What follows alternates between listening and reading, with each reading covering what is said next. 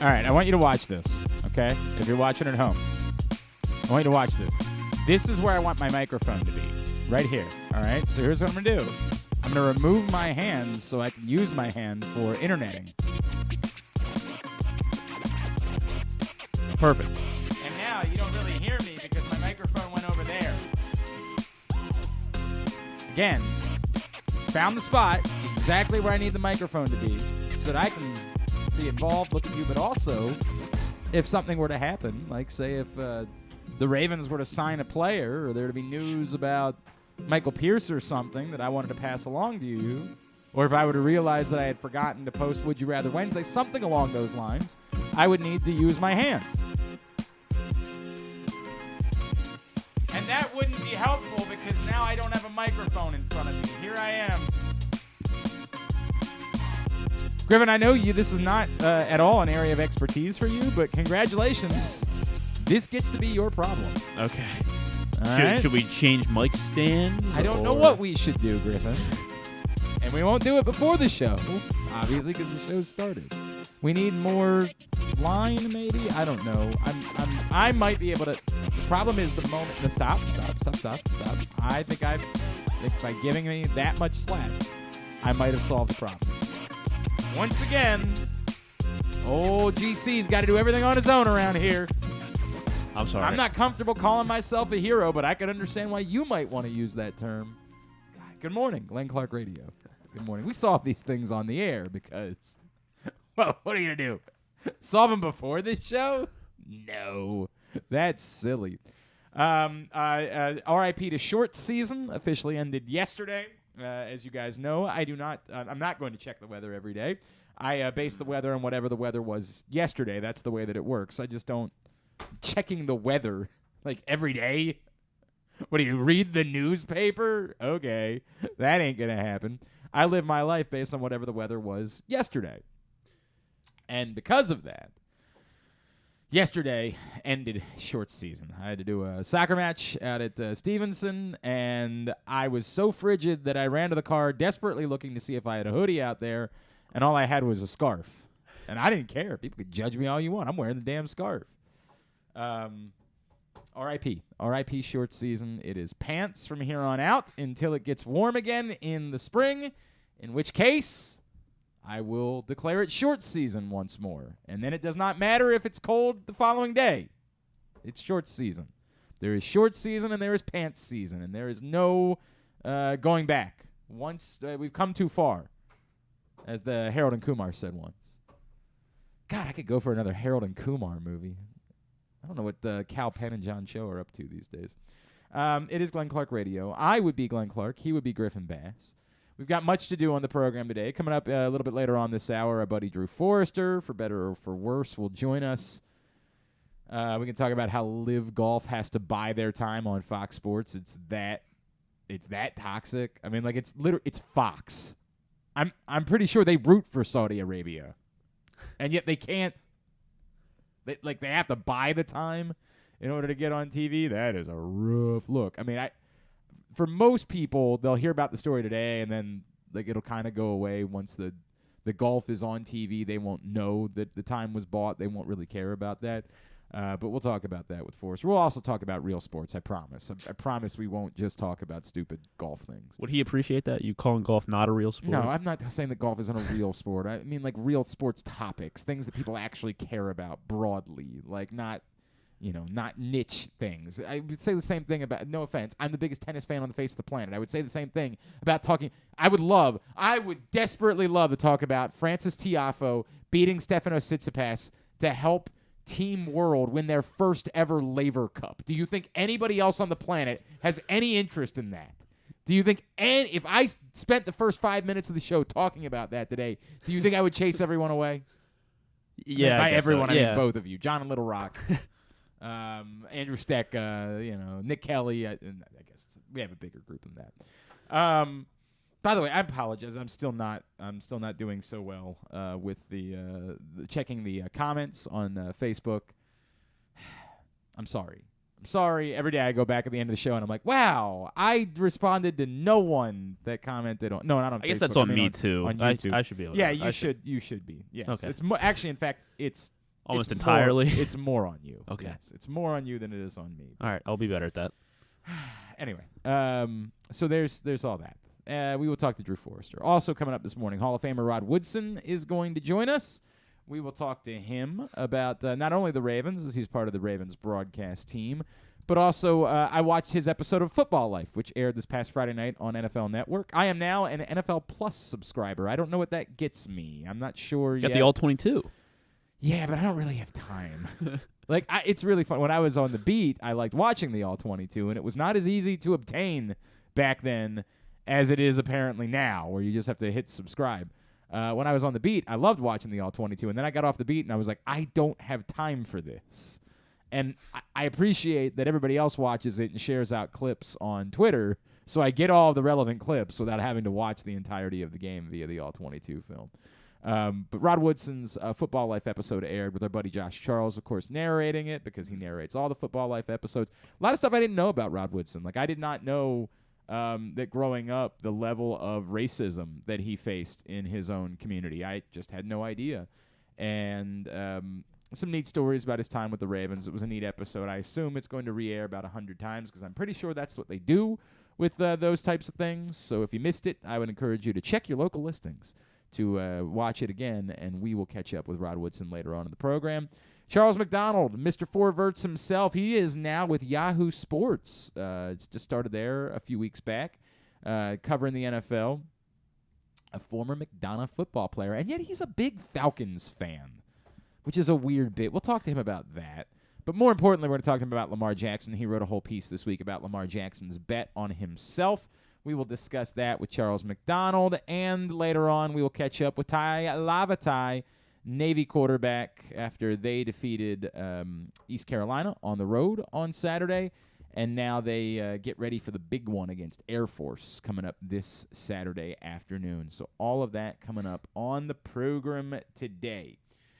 Wow, busy day. Today's show brought to you by the FanDuel Sportsbook at Live Casino and Hotel. Always the best place to watch and bet on everything, but particularly football. And if you make a Super Bowl futures bet, you can be registered. Are you serious?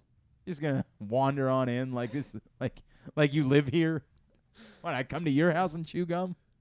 No, would you turn the microphone on? John said if I come in, I get an extra 100. Oh, no, you don't. I got bad news.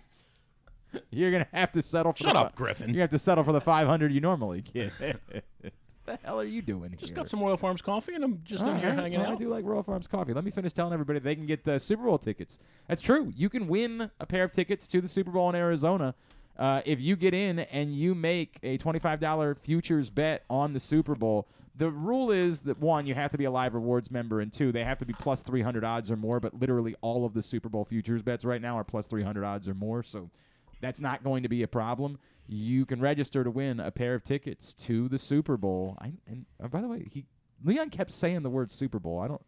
Normally when you say this, you're not supposed to use the word Super Bowl. Like, you're going to say the big game. Yeah, you're supposed to say something like the championship game or the game at the end of the season or, The game in February where everybody, right, the team that wins sits around and it's super. Correct, and they call it a bowl. You're supposed to do something like that, but he kept saying Super Bowl. So I wonder if FanDuel has a deal with the NFL where they're allowed to use it or something. Yeah. I don't know, but get in right now and get that bet in so you can be registered to win tickets to the Super Bowl. The hell are you doing here? Seriously, what's going on? This is my stomping grounds. Well, I know you work over at. I mean, I'm right here. Like, you don't actually work there. Like, you. But I'm right. But the golf course isn't. There's no golf course at Calvert Hall. But I'm in the vicinity. This is my stomping grounds. You keep saying your stomping grounds. I'm not sure what that means. I'm here way more than you in this area. I know you used to hang out at that place across the street all the time. I drive right down here. I drive this road almost every day of my life.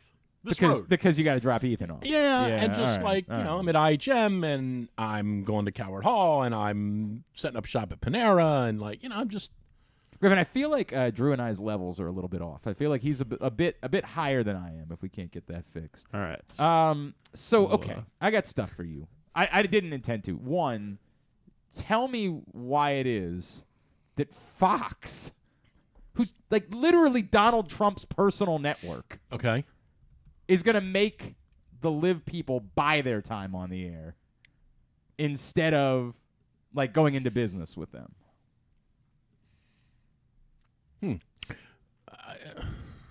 I guess because they just – I think that model for – I think that model for anyone that isn't the NFL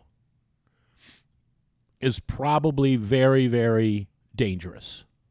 I think the model of the entity paying the programming is very dangerous. I think it's if you're not the NFL, right? The NFL, they're just going to give the NFL their $1 billion, and they're going to air the games, and they're going to go sell advertising to all the insurance companies. But they're doing it with everybody else is making money.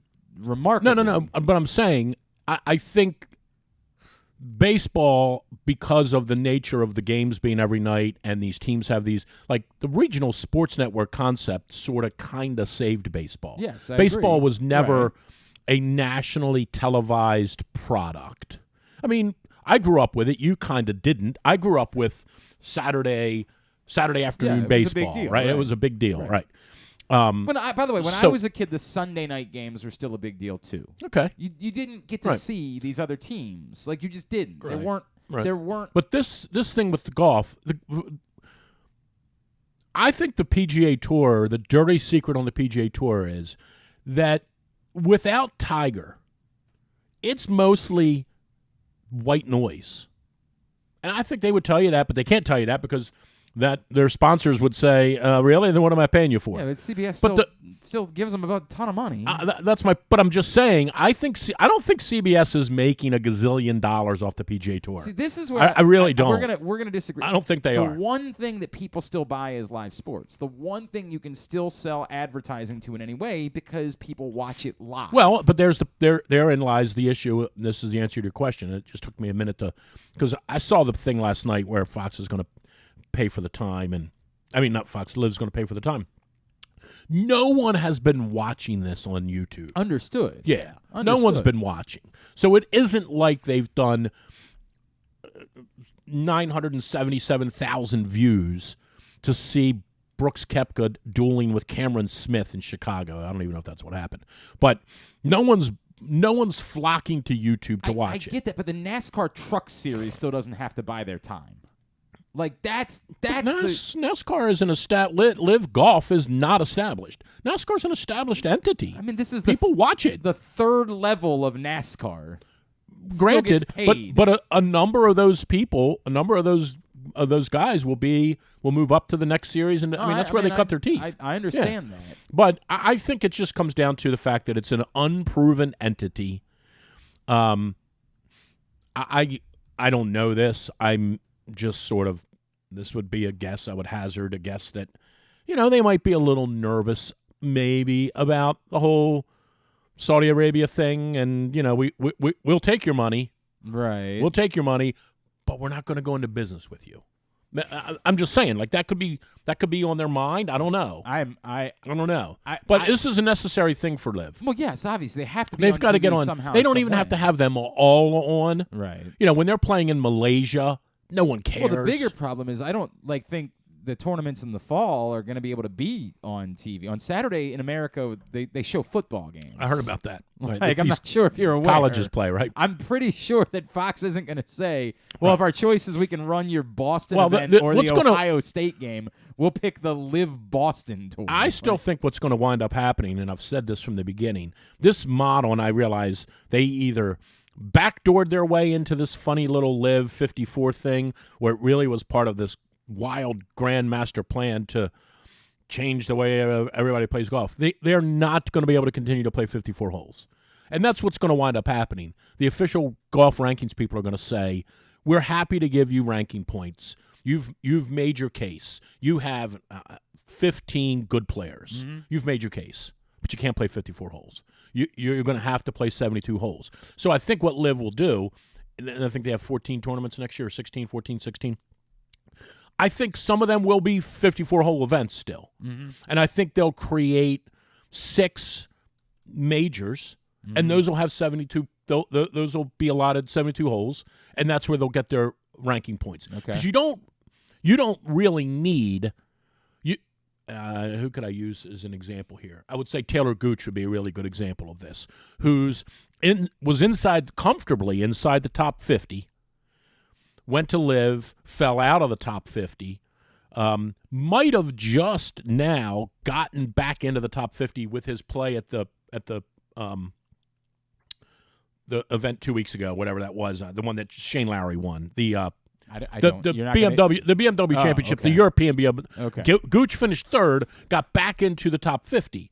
Failing that, he'd be outside of the top 50. Right. He really only needs one or two tournaments. He had to go back and play something to stay in it. Sure. So there's no reason. Liv doesn't have to play all of the events at 72 holes, but they do have to have enough events at 72 holes to give Harold Varner III, Dustin Johnson, Reed, Koepka, all the prominent guys. They need to figure out a way to keep them in the top 50 to get those guys to play majors. Right, correct. And then the big selling point down the road is this is how they're going to go get Tom Kim.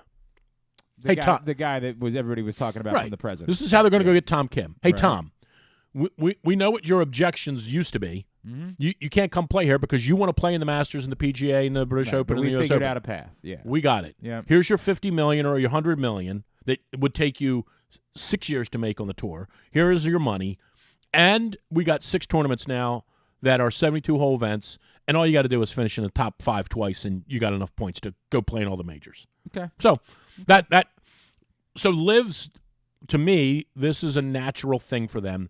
They're changing their course of business a little bit, mostly all because of the World Golf Rankings. That World Golf Rankings thing has totally changed them. Well, it's the Without that, right. they got nothing. Well, Without that, they got have nothing. to play in the majors. I get that. Yeah. All right. We've scared off Okay, anybody. good. That Yeah, can't- well, yeah, no all one- 8 of you can come back now. No one cares. No one cares. All right. So obviously we are overreacting to everything because this is how football season works. By the way, I guess I should mention this is Drew Forrester who's here this morning. Drew'sMorningDish.com is his website. Everybody Colson, you owe me for this. What? Swift kicking Well, the he ass. just said like He hey, did the jump show- in. He did jump in on Facebook. Do you want me to read his comment? The show's struggling, and he's like, "Could you go in and The help show's struggling. Glenn and Griff?" I'm like, my God. Sure. If this is what fixes us, it just might be time to end it. It just might be time to call the whole thing off. Actually, you came up. If I'm the closer, you mean? Why if did- I why come did in, you- if I come in at the Why bottom did of the I ninth, bring up Drew on the show this week? What were we talking about that I told a story that involved Drew?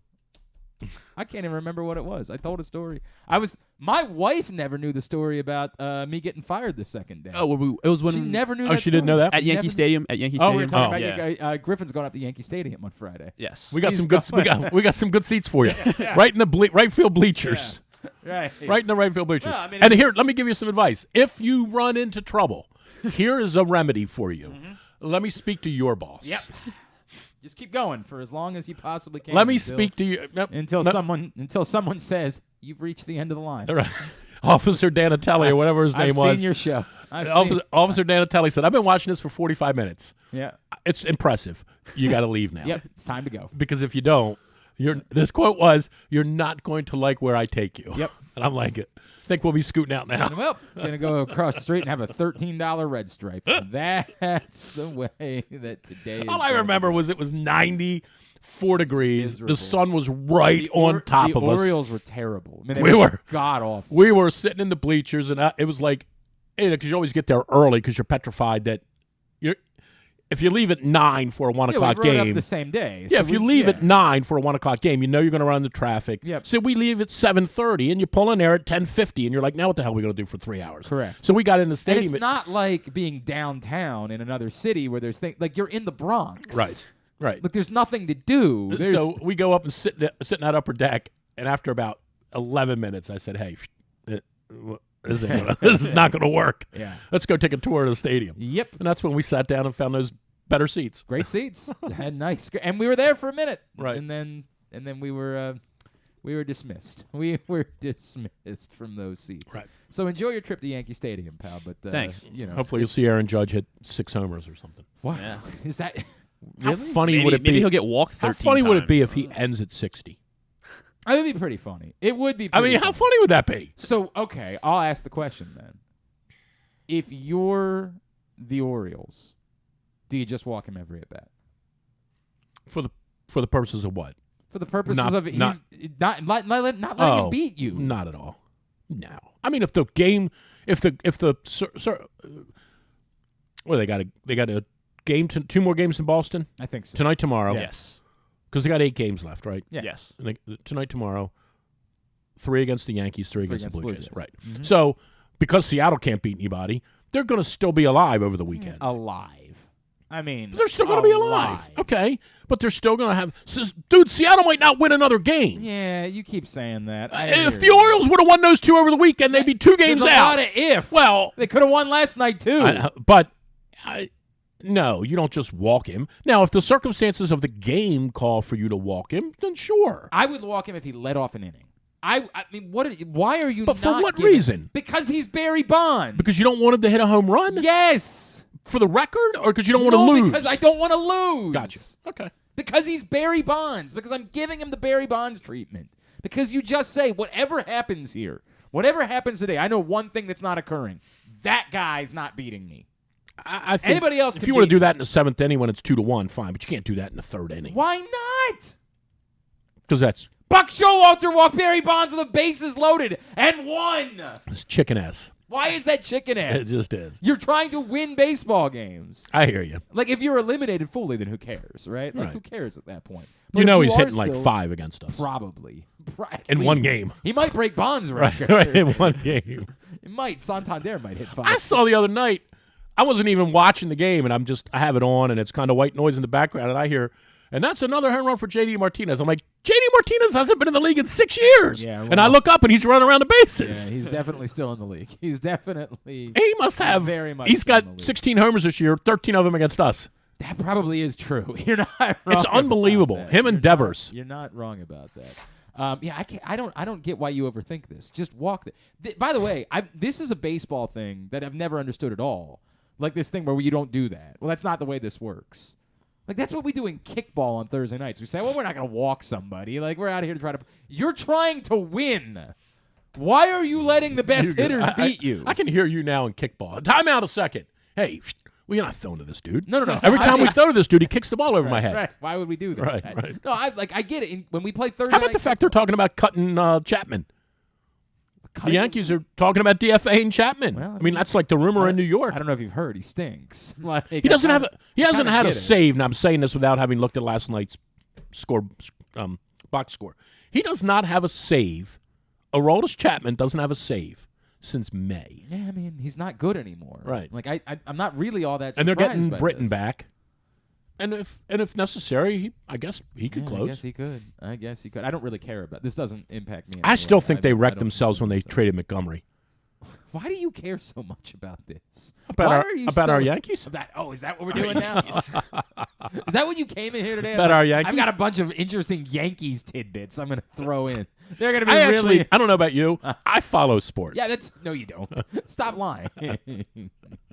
Stop lying. I follow sports. Yeah, what team does Matt the Breida Mets play for now? Who? Yeah, exactly. There you The go. Mets Braves thing this weekend is going to be interesting. I agree with that. I just don't care. Like, you understand that there are things that happen locally, right? Like, you understand that's what we do here. We might play one of them in the playoffs. I don't think so. Eventually. I got a funny feeling it's not going to work out that way. Just have a weird feeling. Is Hyde about going it. to manage next year?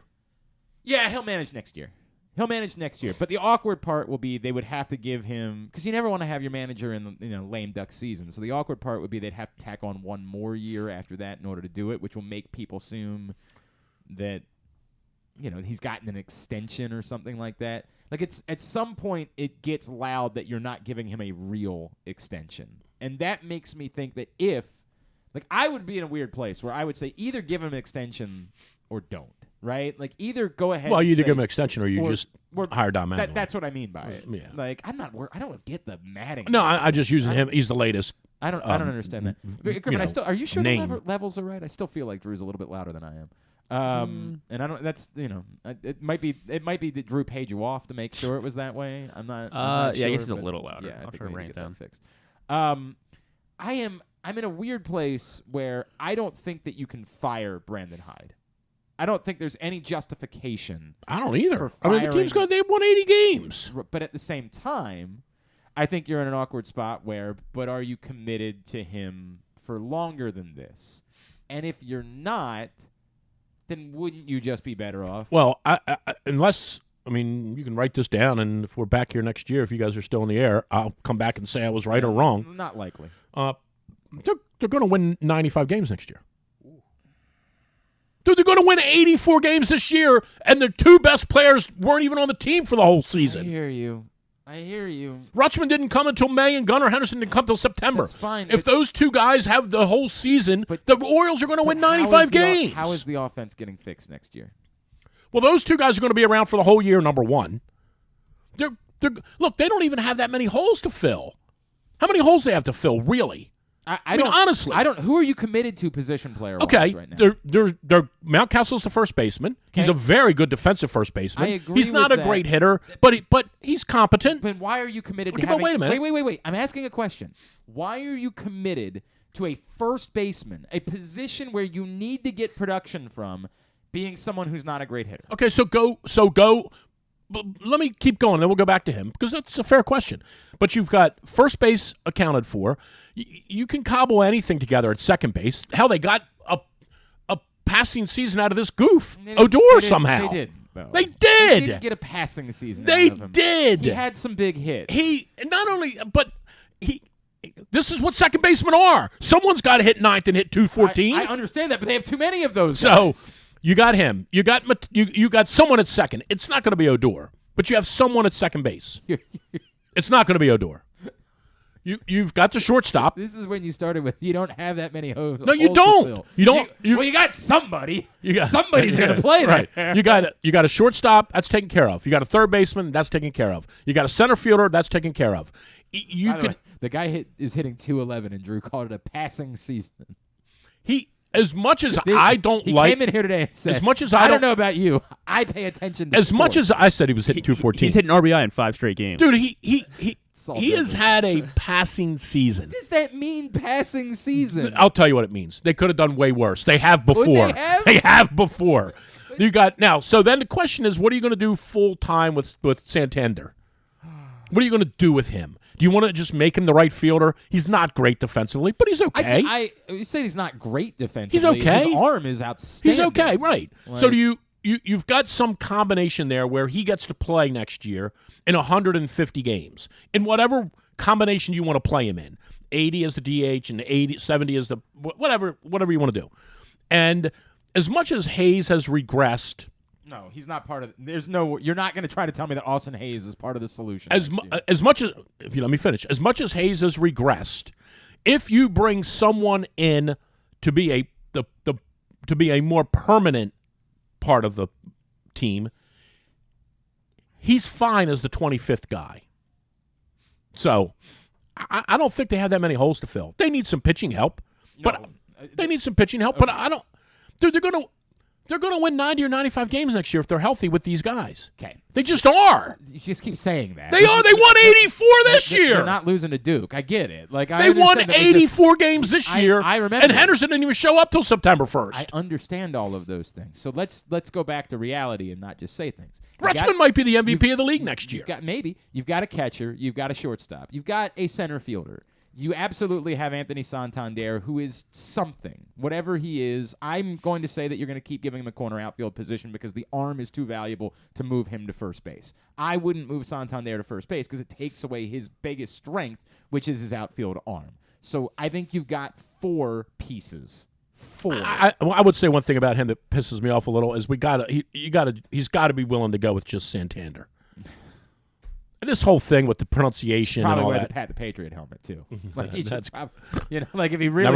he wants to be good, never lose. So you got 4 pieces. Now you add in what you're saying about Ryan Mountcastle is more like you could keep doing the Ryan Mountcastle thing. You could give it one more shot next year and say, let's see if the signs that we have seen at times. What's he hitting? 245.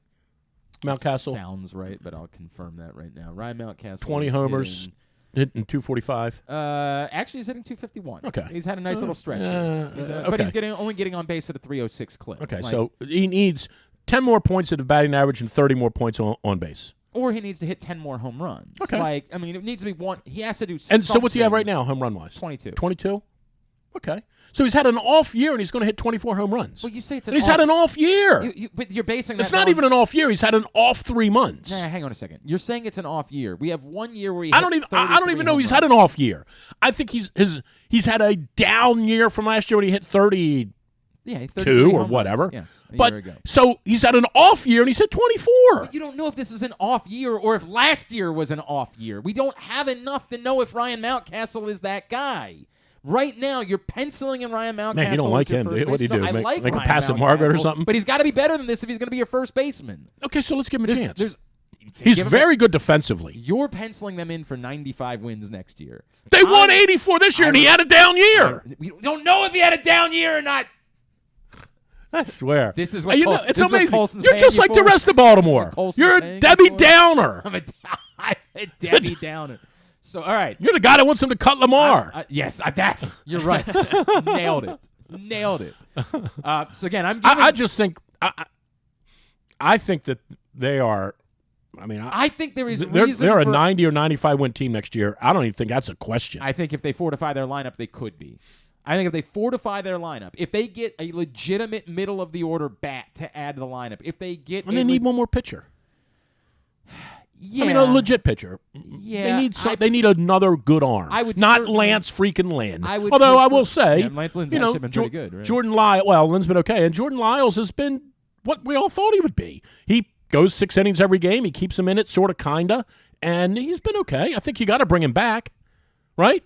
You got to bring Lyles back. I agree. Well, unless you can do better. Like there is you can do better, but will you do better? That's the question. I'll tell you who I would like, who's a free agent, the dude that pitched last night for Boston. I would take him in a heartbeat. I haven't thought about it. He has had a nice season. I would take him in a heartbeat. Except for last night. Yeah. I would take him. I would take him in a heartbeat. Yeah, I probably would too. I think I would. Look, that's a whole different thing. I hope they're going to win 95 games. But you're getting back to this question about Brett. How the hell did I just let him do this? I just let him come in here. Did you do some sort of drugs before you came in today? No, I like the teams. This question I like to talk about sports. No, you don't. This question about your I'm talking about it more than you. What do you mean you're talking about it more than me? I'm sitting here. Brandon Hyde was the question. All right. I think he should be fired. Because I want him to come back only because of Paul. Hey, your boy Paul. I only want him to come back because of Paul. That's the only reason I want Brandon Hyde to come back. Every game they lose is Brandon Hyde's fault. I don't know. Every game. Paul goes, every single game, Paul goes. Why do you get so worried? I love it. Paul? I just love it. What is that all about? I just love it. Why because he loves baseball so much. He does. And it's his life and breath. I love it. And and every game they lose, Paul blames it on the manager. Well, I love it. I mean, they've won more than they've lost. That is true. That is a great point. So if he's responsible for every one of the games they've lost. I understand. I will come back to if I were them, you make your choice now. Are you committed to Brandon Hyde long term or not? And if you're not, then just go ahead and make the move. And it's not justifiable. I can't justify firing Brandon Hyde, but doing this thing where you're going year to year every year, like, all right, we'll just keep tacking on another year in order. I would agree with that. Stop that. So what happened with Joe Madden? Why? Well, something recently. Did he say he doesn't want to manage next year, or something weird happened with him? Did he make some sort of public proclamation? I mean, maybe he did. I'm not aware of that, so I'm not. Okay. I can't. I'm not really in favor of, like, I know Mattingly's going to be the sexy pick. Why? What is the? I don't understand why people are. Why are people all interested in Don Mattingly? Because he's, he's a veteran. Maybe Mark Teixeira will come sign with the Orioles. Is that what? Because everyone knows his name. That's why people like him. I'm so confused by why. Did it work with Tony La Russa? No, but I mean it's you're comparing him to an octogenarian. Okay. I just don't understand. I saw people talking about Don Mattingly this week. There's no way the Tigers fire A.J. Hinch, right? They've had too good of a run here in the second half, and they're growing. Right, they're getting a little better. I just don't because he would be here in a heartbeat. What has Don Mattingly done that makes everybody so convinced that he's some rock star manager? I don't know. I just. I'm very. Everyone knows his name. I would love for them to hire Madden, but I don't see that happening. Aren't you a little bit? The Angels thing doesn't scare you even a little bit. It doesn't, and here's why. No one's been able to get that right.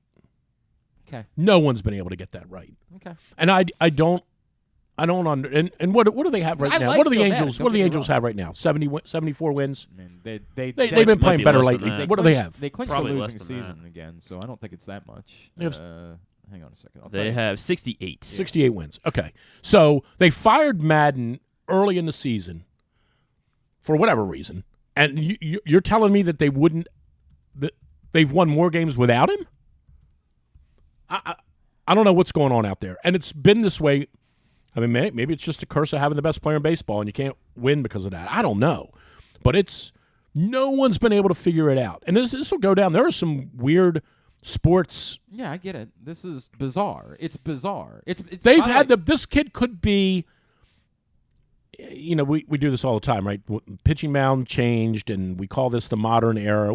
However you want to couch it, this kid could be the best baseball player of the last 50 years. I hear you. He hasn't won jack squat. Nothing. Zero. And by the way, Hasn't even sniffed it. they've actually given him some players around him. A couple. Yeah. Anthony Rendon. I mean, they've given him some players, Yeah. and they haven't done anything. And that division hasn't been all that great until Houston started getting good in the last 6 years. The division's not been all that great. Oakland's been. Houston's been good for as long as Mike Trout's been. No, Mike they have Trout. not. What year, Mike? I mean, we're talking about 10 years. They started turning things around in about 2014. They weren't any good till like 16, and Trout's been in the They won league World since Series in 2008. 17. Trout's been in the league 13 years. I understand that Trout's been there But anyway, for longer than that. they Oakland pops their head up every other year and wins 93 games by accident. Seattle's been okay. Texas had a run in the late 2000 whatevers. This is one of the great mysteries of sports. How this kid is not just by accident. It's insane. It's insane. I mean, it's insane. Just go to the playoffs 2 out of every I agree. 5 years. I agree. But you know what else is insane? The Bills haven't won a one-score game since 2020. The Buffalo Bills haven't won a one-score. Everybody's favorite to win the Super Bowl. Haven't won a one-score game. They haven't won a one-score They've either game. won by 8 or more, or they by more than 8, or they've they've won, lo- or they've lost. by more than 8. So 9, or they've lost. They haven't won a game. That's kind by- of a crazy stat. right? Since 2020, 7. So they haven't won a game on a field goal at the buzzer. correct. That's a crazy stat. It's insane, right? They haven't won an overtime. That's game. a crazy. They haven't won, That's a crazy stat. It's nuts. Go figure that. It makes no damn sense. Well, that All right. streak's going to continue this Sunday too. We'll talk a little bit about the Ravens, and we'll play Would You Rather Unfortunately. Wednesday. This is I'm not telling you what the score's going to be yet. 44-20. okay. Some of us actually like the team. Today's show I brought meant to you. 44-20 Ravens. Oh, got it. Today's show brought to you by Guilford Hall Brewery, which is where we're going to be next Tuesday night for the Tyus Bowser Show. It is a gem. The Bavarian menu, delicious. The craft beer, outstanding. They've got indoor and outdoor areas. I'm telling you, if you have not been to Guilford Hall Brewery, it's going to blow you away. You're going to walk in and say, this is here? Like, what the hell have I been missing? It's incredible. Great spot for watching football. They're now open 7 days a week. They do trivia. They got yappy hours during the week. GuilfordHall.com is the website. 1611 Guilford Avenue in Station North for Guilford Hall Brewery. When we come back in, Drew's here. We will talk some Ravens, and we'll play Would You Rather Wednesday, brought to you by Glory Days Grill. It is Glenn Clark Radio. See Olympic athletes in action as the nation's best horses and riders compete in one of the world's premier equestrian events at the Mars Maryland 5-Star at Fair Hill, presented by Brown Academy, October 13th through 16th in Cecil County. Don't miss the breathtaking excitement of the dynamic cross-country competition or the elegance of dressage and precision of show jumping. There's also great shopping and activities, including a fresh food fest, corgi race, and a beer, wine, and spirits showcase. So come enjoy a beautiful fall day at the Mars Maryland 5-Star at Fair Hill, presented by Brown Advisory, October 13th through 16th. Learn more and buy tickets at maryland5star.us.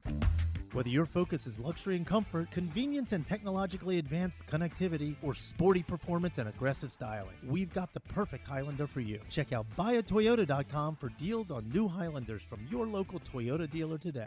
The Baltimore County Police Department is hiring. Entry-level officers start at close to $59,000 a year with a $10,000 bonus. Some restrictions apply. Plus a great retirement plan, medical, dental, and vision insurance, advancement to specialized units, tuition reimbursement, retirement, 15 sick days earned per calendar year, and even further incentives for military members and veterans. If you have a passion for service and want a career for life, visit joinbaltimorecountypd.com or call 410-887-5542. You must be a United States citizen, possess a valid driver's license, and have a high school diploma or GED equivalent. The Baltimore County Police Department is an equal opportunity employer. Sports betting has come to Maryland, and we're ready to help you win some money. Tune in for Simply the Bets every Tuesday morning at 11:40. FanDuel Sportsbook GM Leon Twyman and VSiN's Aaron Oster join the guys every week to give you all of the info you need and offer you a few winners. And every other Thursday at 11:40, tune in for Weekend at Bookies as Andrew Stecca and Alloy Sports' Brad Kronthal help make you some money for the weekend. So come win some money with us on Simply the Bets every Tuesday and Weekend at Bookies every other Thursday. Brought to you by the FanDuel Sportsbook at Live Casino and Hotel Maryland. Listen at PressBoxOnline.com/radio. Watch at YouTube.com/PressBoxOnline. The Maryland Lottery presents Ravens' Greatest Plays. 2021, the game on the line. With 3 seconds left, the Ravens connect on an impossibly long 66-yard field goal to beat Detroit, the longest field goal in history. Another great Ravens play belongs to Touchdown Joe from Silver Spring. Joe scratched a Ravens scratch-off and won a top prize of $100,000. You could be next. Play Ravens scratch-offs to win instant cash or enter to win great second-chance prizes. Please play responsibly. Experience the best in Kamado Grilling, a complete outdoor cooking appliance. The Ginsu Kamado Grill allows anyone to sear, grill, bake, and smoke all types of food. Designed for efficiency and function, the Ginsu Kamado Grill upholds the enduring legacy of the iconic Ginsu brand. The Ginsu Kamado Grill is perfect to cook all year round, is great for parties, and ideal for tailgating with your friends. Reserve your Ginsu Kamado Grill today at ginsugrills.com and get $100 off on your pre-order when you use the promo code TAILGATE. That's ginsugrills.com. Reserve yours today. Join Glenn at halftime of every Ravens game for the Project Game Day halftime show at facebook.com/PressBoxSports. We apologize in advance. There's not much we can do about his face. All right, it is a Would You Rather Wednesday edition of Glenn Clark Radio. Drew Forrester is here, drewsmorningdish.com. Just give Colson my Venmo. Right, I don't think. Now, what is it? Hang on a second. Your Venmo is Love LUV Roethlisberger, Right, or which? right. What's well, the our burger. Shorten sorry. it because nobody knows how to spell. It's tough. Only yeah. you and I Yeah, know how to it's spell correct. Roethlisberger. That's a great point. That's a great point. I mentioned the next Tyus Bowser show is at Guilford Hall Brewery. Yes, we will be there on Tuesday night. When's he playing again? Hopefully week 5. Oh, okay. I hopefully mean, he might. I mean, yes, they could definitely use him. No, There's I'm saying question about injury-wise, he's just week 5. He's eligible. He's going to play. Hopefully. Okay, good. Hopefully that's the case. That'll help. It'll help since they got no outside linebackers. Yes, it would be a good thing if they could get Tyus back on the field. Tyus and a special guest will join us at Guilford Hall Brewery on Tuesday night. The show Now, is how does he get? And this is a dumb question. Yeah. Does he drive Lamar to the show, or is Lamar? Don't do that to me. Just I thought you told me. I don't need that. I just don't need the headache. Oh, that wasn't on the air. I don't need When you told me that wasn't on the air. Stop. Stop. You want people there, don't you? I do. I don't need that. That was an old trick of the trade at the old station. Right, yeah. It could be anybody. Just tell them we got some stars coming. Yeah. They couldn't make it. I'm real sorry.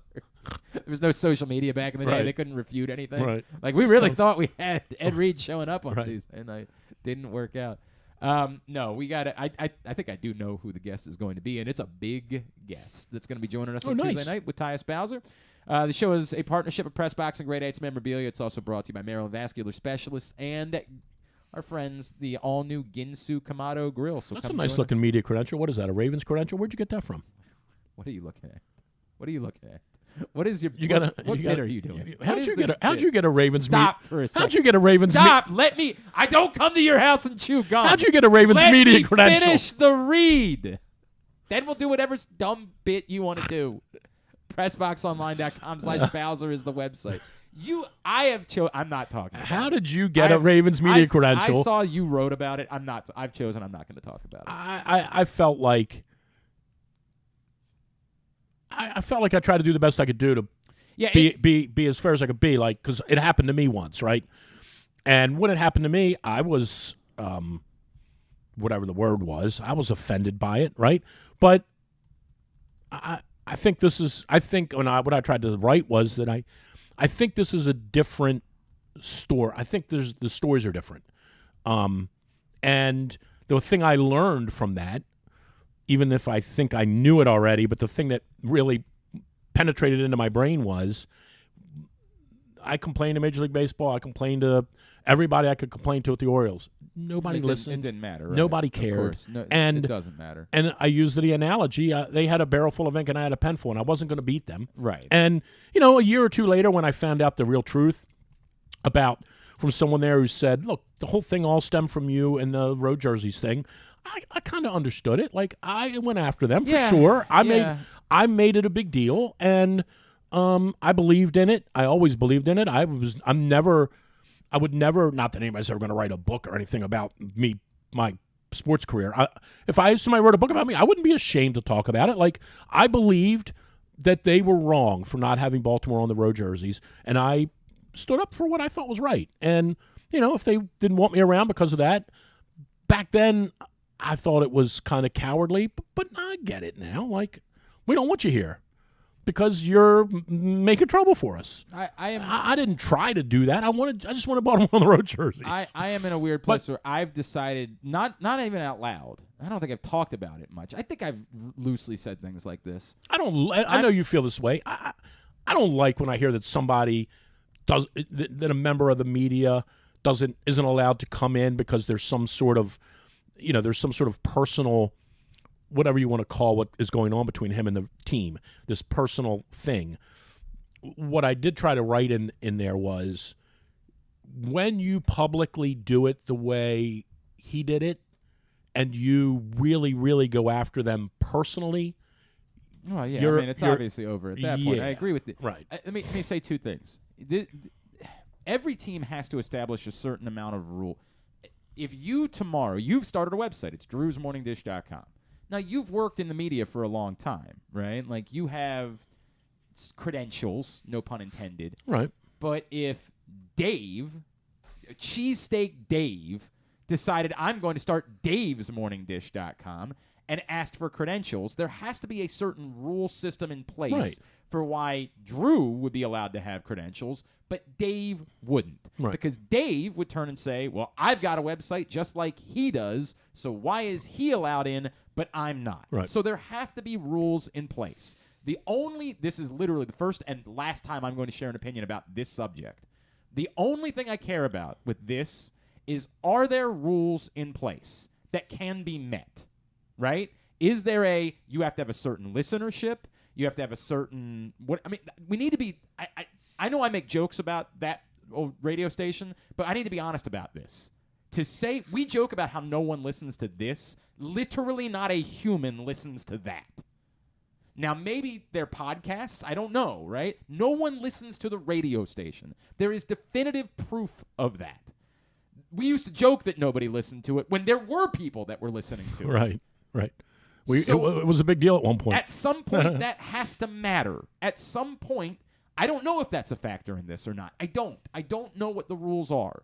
My opinion of this subject for everybody, and I got to be honest with you, I did not read I couldn't bring myself to. How could I possibly? Well, you would still be reading it. Right.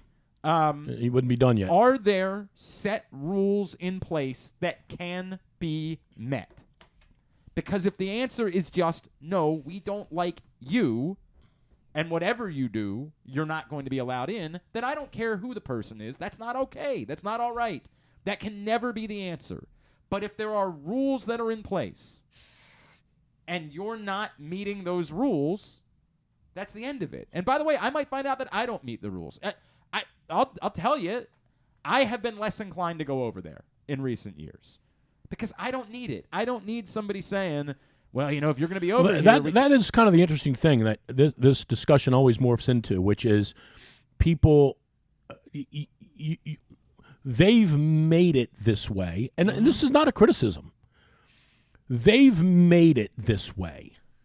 They don't not want Glenn Clark to come over. They don't care if you come over. Essentially. And it's not just you. But yet they hold it over you. It could be right. It could kind of be anyone. Like they're going to go to their 5 writers, and they're going to say that you're on the team plane, you're flying out there. Right. They read everything. You know that if there's even a remote piece of marginal criticism, they're going to get the stink eye. There's no question about that. And I can remember being at press conferences where a member of their organization would ask a question and John would get mad at them. Right. They're coworkers. Are you kidding me? Coworkers. He's not allowed to ask you that? Right. We all know the dirty little secret is he already knows the answer before you give it to him. Right. So they wanted it this way. They got it this way. And then, as you point out, when you don't come, they say, how come you don't come over? Right. Well. And you say, well, the reason I don't come over is you don't let me watch practice. Correct. And when I do watch it, you say, well, you can't mention that we did a Tiger 34 end around there. Right. I can't. Right. So they've kind of made it this way, and I'm not. It's not a criticism. It's just the way the league wants it. They have every right to do. It's the way the league wants. The league wants these teams to position themselves media-wise, very consistently around the league. They don't need you. Correct. That's the truth. And you know why? Because of that thing right there in front of you. Right. Because of your computer. Because anyone can go online right now and read everything they want to read about the Ravens. Now, will it have a favorable slant towards the Ravens? Of course. And now you got to go to other websites to get what you might consider varying opinion. Yeah, correct. Critical thought, 100%. Right. But therein lies the issue with this credential thing is, like, once they figured out or once they determined you're not within the rules. Right. Bye-bye. Oh, yeah, 100%. Right. That's the way. You weren't really abiding by all the rules before. You did some things that were kind of, sort of, not really copacetic. But we kind of needed you. But we don't need you anymore. I have to be honest with you about it. If they did this to Jeff Zrebiec, there would be an uproar. There would be. That would exist. There would be an uproar about that. The guy that showed up at games wearing his jersey into the press box is not going to get defended. And I wrote about that too. And I would say this. As much as, like, you and I would say this the right way. As much as you and I would never have done that ever, right? Mm-hmm. The real blame there goes to the Ravens. I don't disagree. At some point, I always thought that. Right. And I always said to myself, like, I'm really surprised they're allowing this. For years. Like, this is not cool. It would embarrass me by proxy. Yeah. I would. And so I know a lot of people blame him for that or, cast aspersions on him for that. I got to blame the Ravens for that. They allowed him to. They allowed that. At no point. By the way, that's an easy fix. Correct. Hey, can we talk to you for a minute? Yeah, sure. What's up? You can't wear that in the press box anymore. Yeah, but I'm in the stand. You can sit in the stands with it all you want. 100%. The minute you come up that ramp and you go through those glass doors, that's got to come off. This is a working area. Right. People work here. Correct. Like, I was always surprised by that. But look, again, my final thought. But that is a nice credential you have. And you deserve it. Yeah, thanks. My final thought, and it's my only thought. My only thought is, are there rules? Are there rules that can be met? If they can't, if it's just indiscriminate, like we can do whatever we want, that's never going to be okay. I'll never be okay with that. Doesn't mean that this person has a good argument, just means that system is not okay. There need to be rules that can or cannot be met. And if there is a rule system in place and this person didn't meet the rule system and there is a way for them to meet the rule system, then that's on them, right? Like, that's on not just the owner of that old radio station that doesn't exist anymore, but anybody else in this market. If there is a rule system, you understand what the rule system is. Either you meet it or you don't. Plain and simple. That's the way that it goes. All right, we got to play Would You Rather Wednesday because the hour's almost over, and I can't afford to pay you for another one. We have Rod Woodson coming up, and he's more important than you. Don't get me wrong. Yeah, I don't know if you've heard of him. He won the Heisman. I mean, if you want to stick around, no, that was Charles Woodson. It's Charles Woodson who won the Heisman. Woodson. If you want to stick around, you can stick around. Nah, I'm good. You're all good. Would You Rather Wednesday is brought to you by Glory Days Grill. I was never a big Rod Woodson fan. What? Nah. Overrated. He played for the Steelers. I understand. I don't know if you remember when he showed up here. He was pretty freaking good. I don't know if you remember that. I do. They didn't used to play a lot of defense. He used to come around the radio row, by the way, every year, and it was, you could tell. He would always look around the corner and be like, how am I going to walk by the table? And not get accosted by him. Hey, buddy, come on over, my best pal. Yeah, there was a lot of that. Glory Days Grill has the fall seasonal menu. It's the Oktoberfest menu. It is bonkers. It's perfect weather for cheddar ale soup. You can dip those slam dunk pretzels in that cheddar ale soup. Of course, the Bavarian burger with the pretzel bun, the brewer's sausage platter, the brewer's sausage sandwich, the chicken schnitzel, and so much more. Glory Days The chicken Grill. schnitzel is the schnitz. You know what? I normally hate every joke you attempt to make. That was the first thing you ever did that added something. You actually, I can't believe it. It's the you schnitz. added something to the show today. I would have lost that bet significantly. God. GloryDaysGrill.com is the website. You don't think the likely thing, that wasn't too good? Nope. By the way, I can't believe I'm telling you this. Okay. We invited Ryan Shell back into our fantasy football league this year. Okay. And he named his fantasy football team. Oh, no. Isaiah Likely is likely. I love it. I love you, Ryan. Way to go, buddy. Likely. I hate it so much. I hate it. Nothing's better than Pat Anger. Nothing. No. The Pat Anger one is that's my Mona Lisa. John Proctor on draft day was like, "Did you really name your team after a bad Drew Forrester joke?" to which I said back, "Was there an option to name it after a good Drew Forrester joke?" Dude, the anger. No such thing found. Anger's anger is my Mona Lisa. Yeah. How is that you know what not? The sad part is, you might be right about that. You might be right. All right, would you rather? Your number one, the generic franchise, your number one pass catcher is Stephon Diggs or is Mark Andrews? Would I rather, based on what I see right now, like what I know right now, I probably would say Andrews. Okay. Why? I don't know if you heard. The other guy's the best route runner in the league. Maybe. I mean, maybe. I don't know. He's a good receiver, but I mean, maybe.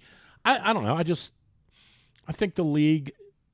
It's funny. We're looking at this book, right? Whatever this is, the blood and guts how tight ends save football. That is true. I think when you have, you can make the same argument about wide receivers, Cooper Kupp, Justin Jefferson, although Minnesota hasn't won with him. I don't know, man. I just think when you have a tight end, that's look at Gronkowski, look at Kelsey. When you have a big time tight end, man, and you got a quarterback that can get the ball to him, they're game changers. I know. Tony Gonzalez, and I mean, just all-time great tight ends always seem to figure out a way to get on a championship team. Next year, Gunnar Henderson is going to break Aaron Judge's record. Congratulations. You're sitting in the stands, and you catch the record ball. Would you rather give it back to him for some autographed balls and bats, tickets, and a meet and greet, or keep it and sell it for a six-figure payday? I wrote about this with the Aaron Judge thing. I would not keep the baseball. Makes two of us. I would not. I think it's embarrassing. I do too. I don't know if embarrassing is the right word. I think it is. I think it's their accomplishment. It's a piece of their history.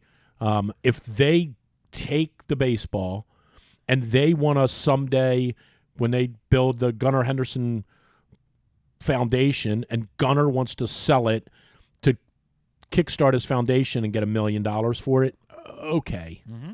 But that ball belongs to him. And I said the same thing about the Judge thing, and I wrote about the kid Kessling up there who gave the ball back to him. Like, I think that's the right thing to do, and it's to me it's the only thing to do. I can't believe I cannot believe the entitlement that you hear about. Well, I don't care about this. This is my chance to make some money. You didn't do anything.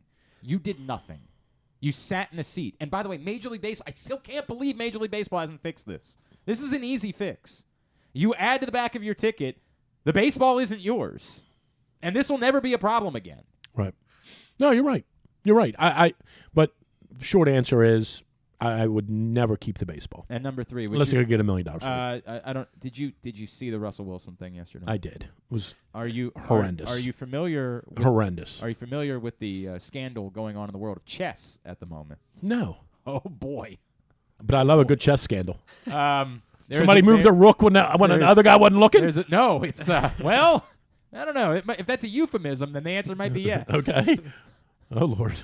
There was a huge upset in the world of chess. Okay. Because the number one ranked player decided to bow out of a match against this teenage phenomenon. Okay. Because he believes that the teenage phenomenon was using an electric anal bead to receive information about what moves he should make. I got so many questions. Yeah, I do Like, too. I do I too. have a lot of questions. Yeah. Number one, Yeah. did it work? I mean, Did the guy bowed out of the match. He saw Did he saw the moves that this kid was making and said, "These are too good. This kid must be getting help." Okay. And So okay, so my question is, we could do an hour on this. 100%. It's my favorite. I didn't know about it until Jeremy told me the other And day. where It's do my you- favorite story. Right. And where do you? Yeah, correct. Where do you get one of those Yeah, will things? this work for poker? Right, Like, right. I've got a lot of questions. Is there any way it works for golf? Yeah, right. Right. Good news. Oh my God. You're going to make $50,000 this month. Would you rather do it wearing an electric anal bead in a chess tournament Oh my God. or spending every day of the month hanging out with Russell Wilson as he recreates that video? I may have to. You might have to take it up the butt. Yeah, I may say have it out loud. I may have to leave here. I don't know that. I don't know that I can. The Coward Hall might get I don't know a that little bit. I don't know that I can answer that. Yeah, right. the way it needs to be answered. Yeah. I think we all know what the answer is. Yeah. But we just don't want to say You just it. got to sign up. Oh my God. Sometimes you gotta do what you gotta do. Who was sending the signals? Somebody watching. Someone had a watching. team. And they were saying like there was like an elaborate scheme. So it's the trash can thing. If you get 2 buzzes to your butt. Oh my God. Then do this. It was a whole. Oh my God. It's an unbelievable story. It's an unbelievable. I think I'd drop out story. too. Right. I think. Right. I mean, that's a pretty creative way to Really beat me. incredible. You can't just Really beat me straight up. You got You got to resort to that. No doubt. All right. What's coming up at Drew'sMorningDish.com? Oh man, You really should. I might. I'm not kidding. You should dive into the story. I might have to. Dive into the story. I might have to. It is one of the great stories of Oh our my time. God. It is All right, incredible. we're playing fall golf today at Coward Hall. We're going over to Dakota, Maryland, and play some fall golf. Excellent. Are you doing any more of those clinics? You We are. October the 18th is a Tuesday night. We have a free golf clinic that's run by Maryland Fellowship of Christian Athletes. Two Loyola University golfers will join us that night and help our kids. Awesome. So this could be the last one of the year, although we may try to get one more in November. But 6 o'clock at Pine Ridge on October the 18th. Excellent. At It's a Hooded 4 Iron on Twitter is That's how me. you follow him. Drew Forrester, Drew'sMorningDish.com. Thank you, sir. Appreciate seeing you. All right. Hour number 1 of today's show is in the books. Also brought to you by the Maryland 5-Star. Come see Olympic athletes in action as the best horses and riders compete in one of the world's premier equestrian events at the Mars Maryland 5-Star at Fair Hill, presented by Brown Advisory, October 13th through 16th in Cecil County. Still to come today, Charles McDonald, Yahoo Sports NFL writer and former McDonogh football player, is going to check in with us. Also, we will be joined by Navy quarterback Tai Lavatai. You want to go ahead? You want to take a break? You want to do that? All right, we'll take a break. Rod Woodson scheduled to join us next, the Hall of Famer. It's Glenn Clark Radio. Experience the best in Kamado Grilling, a complete outdoor cooking appliance. The Ginsu Kamado Grill allows anyone to sear, grill, bake, and smoke all types of food. Designed for efficiency and function, the Ginsu Kamado Grill upholds the enduring legacy of the iconic Ginsu brand. The Ginsu Kamado Grill is perfect to cook all year round, is great for parties, and ideal for tailgating with your friends. Reserve your Ginsu Kamado Grill today at ginsugrills.com and get $100 off on your pre-order when you use the promo code TAILGATE. That's ginsugrills.com. Reserve yours today. Stan the Fan here, welcoming back one of my favorite sponsors, the Costas Inn. And everybody around Baltimore knows the Costas Inn is a great place to go and grab crabs, steaks, salads, soups, whatever's on your mind to eat in person. But did you know that the Costas Inn has upped their game? They are now one of the premier takeout places in Baltimore. Give them a call now to order your food, 410-477-1975. That's the Costas Inn over 4100 North Point Boulevard. Make the most out of every day in your Toyota RAV4. Available in hybrid or gas-only models. A RAV4 can get you where you want to go in style. Check out buyatoyota.com for deals on new RAV4s from your local Toyota dealer today. See Olympic athletes in action as the nation's best horses and riders compete in one of the world's premier equestrian events at the Mars Maryland 5-Star at Fair Hill, presented by Brown Academy, October 13th through 16th in Cecil County. Don't miss the breathtaking excitement of the dynamic cross-country competition or the elegance of dressage and precision of show jumping. There's also great shopping and activities, including a fresh food fest, corgi race, and a beer, wine, and spirits showcase. So come enjoy a beautiful fall day at the Mars Maryland 5-Star at Fair Hill, presented presented by Brown Advisory, October 13th through 16th. Learn more and buy tickets at maryland5star.us. The latest edition of Press Box is available now. On the cover, Bo Smolka profiles Ravens tight end Mark Andrews' path to NFL stardom, from his late decision to play the sport full-time through having to overcome type 1 diabetes and more. Also, inside, we introduce you to football players at Maryland, Navy, Towson, and Morgan State. And we give you everything you need to know for betting football this season. Press Box is available for free at over 500 area locations, including 60 Royal Farm stores. And you can always find the entire edition, as well as the best daily coverage of the demos, Ravens, and Terps at PressBoxOnline.com. The Baltimore County Police Department is hiring. Entry-level officers start at close to $59,000 a year with a $10,000 bonus. Some restrictions apply. Plus a great retirement plan, medical, dental, and vision insurance, advancement to specialized units, tuition reimbursement, 15 sick days earned per calendar year, and even further incentives for military members and veterans. If you have a passion for service and want a career for life, visit joinbaltimorecountypd.com or call 410-887-5542. You must be a United States citizen, possess a valid driver's license, and have a high school diploma or GED equivalent. The Baltimore County Police Department is an equal opportunity employer. If you can't listen or watch live, you can subscribe to the show via Spotify, Amazon, or Apple Podcasts. Leave a 5-star review while you're there.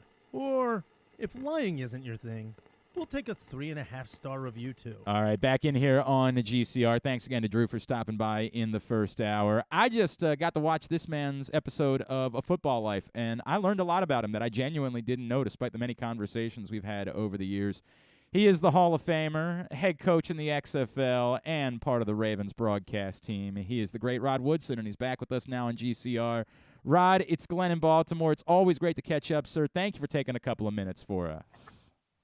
No, thanks for having me on. I appreciate it. Rod, I don't want to give away the entire episode in case people haven't watched it yet. I really encourage you to try to find it when it re-airs on NFL Network. You can watch it on NFL Plus, but I don't know how I've known you for this long. I did not know all of the stories of what you and your family faced growing up, the amount of racism. And I know that sometimes people forget that racism is real and still is real to this day.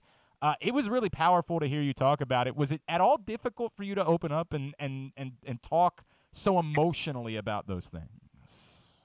No, I mean, it was what it was. I mean, it still exists. Growing up biracial in Indiana, back in the 60s and 70s, was tough on the family. And like I said in the episode, we got it from the city itself and around the surrounding areas, but I also got it from inside of my family. My mother's family's from the north. They didn't take too kindly that she married a person from the south, a black person, and then vice versa. My dad's family, more so than his sisters and his mother than anything, that they weren't too kind that he married a woman from the north. So, it was just a part of what we were. It kind of made me grow up early and see the big picture of what life is and how people are going to treat you for the color of your skin instead of the person that you are. And, really it still exists, but, it's a part of the world that we have to deal with. I just knew it at an early age, right? Normally you try to just have a fun childhood, which I did, but that was a part of it. I mean, it was powerful, man. And the other powerful thing to me that I think Ravens fans, the way that you described your relationship with Brian Billick was really powerful to me too, because I feel like Brian has gotten a hard time over the years as they've gone on. He wasn't the offensive guru. Wasn't able to recreate in Baltimore what he had in Minnesota. But the story of you talking about what he allowed you to do in order to be there and be present with your family and go back to Pittsburgh really stood out for me in why Brian was able to make it work with such a unique group of players. How much credit do you give him? Obviously, you guys were so immensely talented. It was such an overwhelming defense. But the levity that he gave you, the room in order to live your life and do the things necessary, how important was that for making all of that work in 2000? Well, I say this all the time. Brian treated us like men. One of his first things was that he didn't really have a real great fine system, in a sense that he wasn't going to fine us for all these different things. But what he did, he made us collectively accountable. So the first fine started at like $500, and it doubled every single time somebody else did something wrong. And it really didn't matter what it was. So he treated us like men like that. Secondly, at training camp, he didn't have a curfew check. He was like, if you're a grown man and you don't want to be in your room and you don't want to get paid and you don't want to be on the football team, that's up to you. We're not going to check on you like a little kid. So he really made the whole team kind of grow up, take accountability for all their actions inside the locker room, on the playing field, in life in general. And he gave me that opportunity, and he gave other veterans different opportunities to take days off of practice and all that, but gave me an opportunity to come back to be with my family who was living in Pittsburgh. So I would take that, back then the U.S. Air had a direct flight from Baltimore to Pittsburgh. So I would take that the first year or so, and then after that they kind of did away with those flights, and then we started driving back and forth. So it was one of those things that I give him a lot of credit. And then, people talking about him being a guru here and there. Listen, he had a lot of great players in Baltimore, in Minnesota on the offensive side of it. He didn't have that in Baltimore. Yeah. And I don't care how great a coach you are, if you don't have those type of players to execute your game plan, it's not going to look the same. It's a fair point. There was no Chris Carter in Baltimore at any point. There was or a young Randy Moss. Exactly right. That is very difficult in order to recreate when you don't have those guys. That is a very fair point. He is Rod Woodson. Again, I seriously encourage you guys to go check out. Excellent episode, of course, our buddy Josh Charles, Baltimore's own, narrating it. A tremendous episode of A Football Life. Yes, there's a lot of Rod's career with the Steelers that's in there, but we just try to pretend like that never happened. That's the way it works here. Rod, how do you put into words right now what you're seeing from Lamar Jackson? How do you describe something we knew already was brilliant, was already one of the great players in the entire league, and yet somehow seems to be even better 3 games into this season? Well, I would say it this way to make it simplified. He was an exciting player to watch and great at times in games. But in these first 3 weeks, he's been a great player. And I mean that by he's throwing the long ball, which he was, the first couple of years, he was very inconsistent throwing the long ball, but he's been consistently connecting with everybody.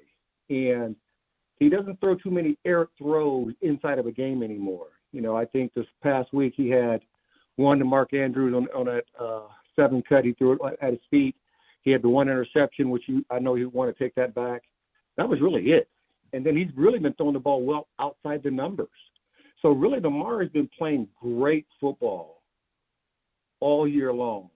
And I think that's the indication of why after these first 3 weeks, he's the leading candidate, MVP candidate in the National Football League, because he's doing something in the air, taking advantage of everybody being in the box, and he's throwing the ball down the field, which, before he really didn't throw the ball down the field.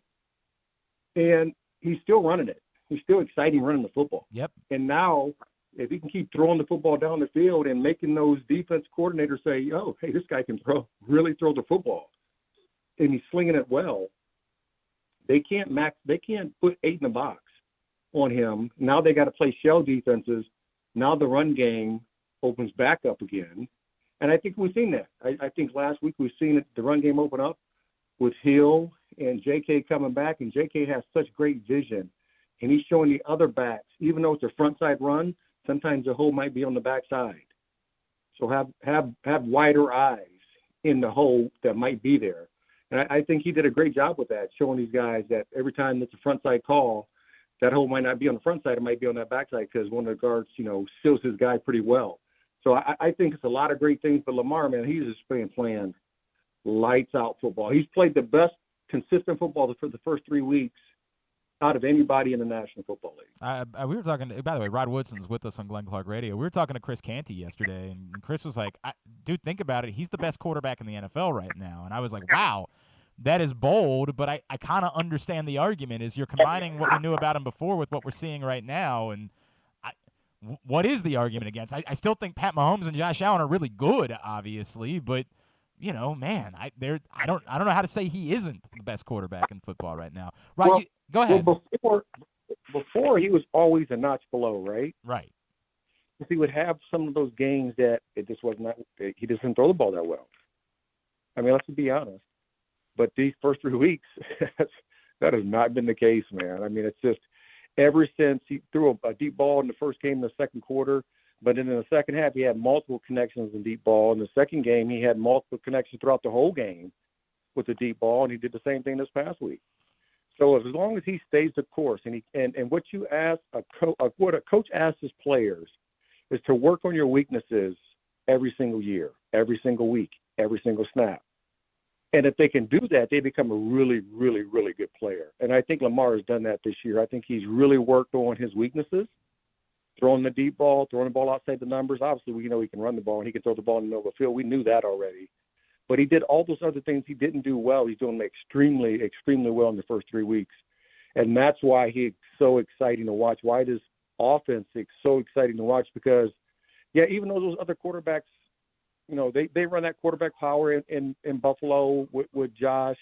They don't do that in Kansas City with Mahomes. But then, you know, with Lamar, he runs that zone read, and all he needs is a crease. Yep. And if he gets that crease, he ain't catching him. Correct. You know, and that's the great thing, because he slips through that thing and he hits the X button, and it's game over. Yeah, it's just enjoy the show at that point. It's all it is. Rod, you referenced the run game. Clearly that was a massive story in the debacle against Miami. Are you saying that you saw enough clearly J.K. was on a pitch count in his first game back, and then getting Justice Hill more involved, that you saw enough that you believe they can get that to where it needs to be in the coming weeks to be a more balanced team that can grind a game away when they need to if they get a big lead? I do. You know, and what I said in the pregame week 2 is that the passing game is going to open up the run game, where in the previous years it was reversed, right? It was the run game is going to open up the pass game for them because they ran the ball so well. And then now you have everybody knows how exciting he is running the football, how they run the ball, and all the different formations they get into and running the football with their power sets, right? Everybody knows that. So defense coordinators know that. So what did they do the first week? They put 8 in the box. And he was like, and Miami was like, throw the ball down the field. And Lamar in the second half really threw the ball down the field. Second game, they were putting 8 in the box a little bit, but Lamar was throwing the ball down the field. And once you start doing that as a quarterback, that run game is going to open back up. And I really believe that it's going to be there. You know, I saw a lot out of J.K. All those cutbacks and how J.K. went vertical. And if you go back really in the first 2 games and you watch the other running backs run, they would probably cut back. They would probably stay on the front side and try to smash the little hole. But once they got in the open, they didn't go vertical. They were running to the sideline. And this past week, they got vertical.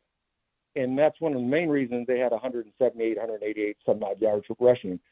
And if they keep doing that, which I believe they will, that's the key. Yeah. That's the key to the run game. You know, obviously Lamar's going to keep throwing the ball down the field, but it's the vision, what I talked about at the very beginning with J.K., how J.K. saw the backside hole being open, and then he gets vertical. And that's, you know, sometimes you need that one person to show the rest of the guys it's possible. And if you do that, this is a really good run game. And that's what they did this past week. As far as the defense is concerned, are you convinced that health is the solution? That just, you know, you're still dealing with Marlon Humphrey, Marcus Peters being banged up, that as they get even healthier and then as they get their pieces back up front, Tyus Bowser, maybe add in Jason Pierre-Paul to the mix and hopefully David Ajabo, that they're going to be fine? Or do you have bigger concerns about the scheme or whatever it is they're doing defensively? No, my concern in the National Football League, if you're not getting pressure on the quarterback, you know, and it's every different quarterback's a little different, right? I think with Josh Allen, when you play him this week, you want to keep him in the pocket, right? Which is harder said than done. You know, with Tua, you want to keep Tua in the pocket, but we let him get out of the pocket. You know, with Matt Jones, you want to get him out of the pocket because he's not as good as a quarterback out of the pocket being in the pocket. So each quarterback's a little different. But the key to it all is whatever your game plan is, you got to execute it well. And then consistently, you got to get pressure. You got to make the quarterback throw the ball sooner than he wants to, or make him hold on to it longer than he wants to. It has to be one or the other. It can't be all the above. It has to be one of those things. And if that can happen, then the defense can play well because they got the pieces, right? They have pieces. But you just can't give up chunk plays, and you can't keep giving up 20-something points a game week in and week out. It's hard to win that way in the National Football League. You know, rule of thumb for defenses is to giving up 17 points. That's like the benchmark. If you can be 17 points or less, then your offense should be able to score 20 or 18 to get you a victory. Be nice. I mean, like, it would be nice, and I hope that it's coming. And I hope that Jason Pierre-Paul. Are you nervous at all, like, about bringing somebody in that didn't have a training camp, that is 33 years old, that's coming off his least productive season? Are you nervous at all that maybe this is somebody that's not going to be able to make the impact that the name Jason Pierre-Paul would want you to believe that he could? No, I love vets. Listen, when I came in the league, a vet was a 5, 6, 7-year player, right? Now vets are third-year players. And they still don't even know football. They're still learning the game of football. So having a vet in the locker room is always comforting to me. And if I'm a coach and I have to choose between a vet and a younger player and their skill sets are about the same, I'm going to take the vet because I know he's been there, he's done it. He's going to, if the upside is all the same, I want a guy who's been there and done it and seen it, and it doesn't get overwhelmed outside of a guy that we're thinking maybe he can handle it under the lights, because the lights aren't for everybody. That's one thing we used to say in the locker room all the time. The game day lights, they come on, everybody don't play the same. Everybody don't think the same. Everybody doesn't perform the same. But those older guys who've been through that fire, those are the guys you like to see in the locker room because if they've done it before and it's still in them. It just has to come out of them.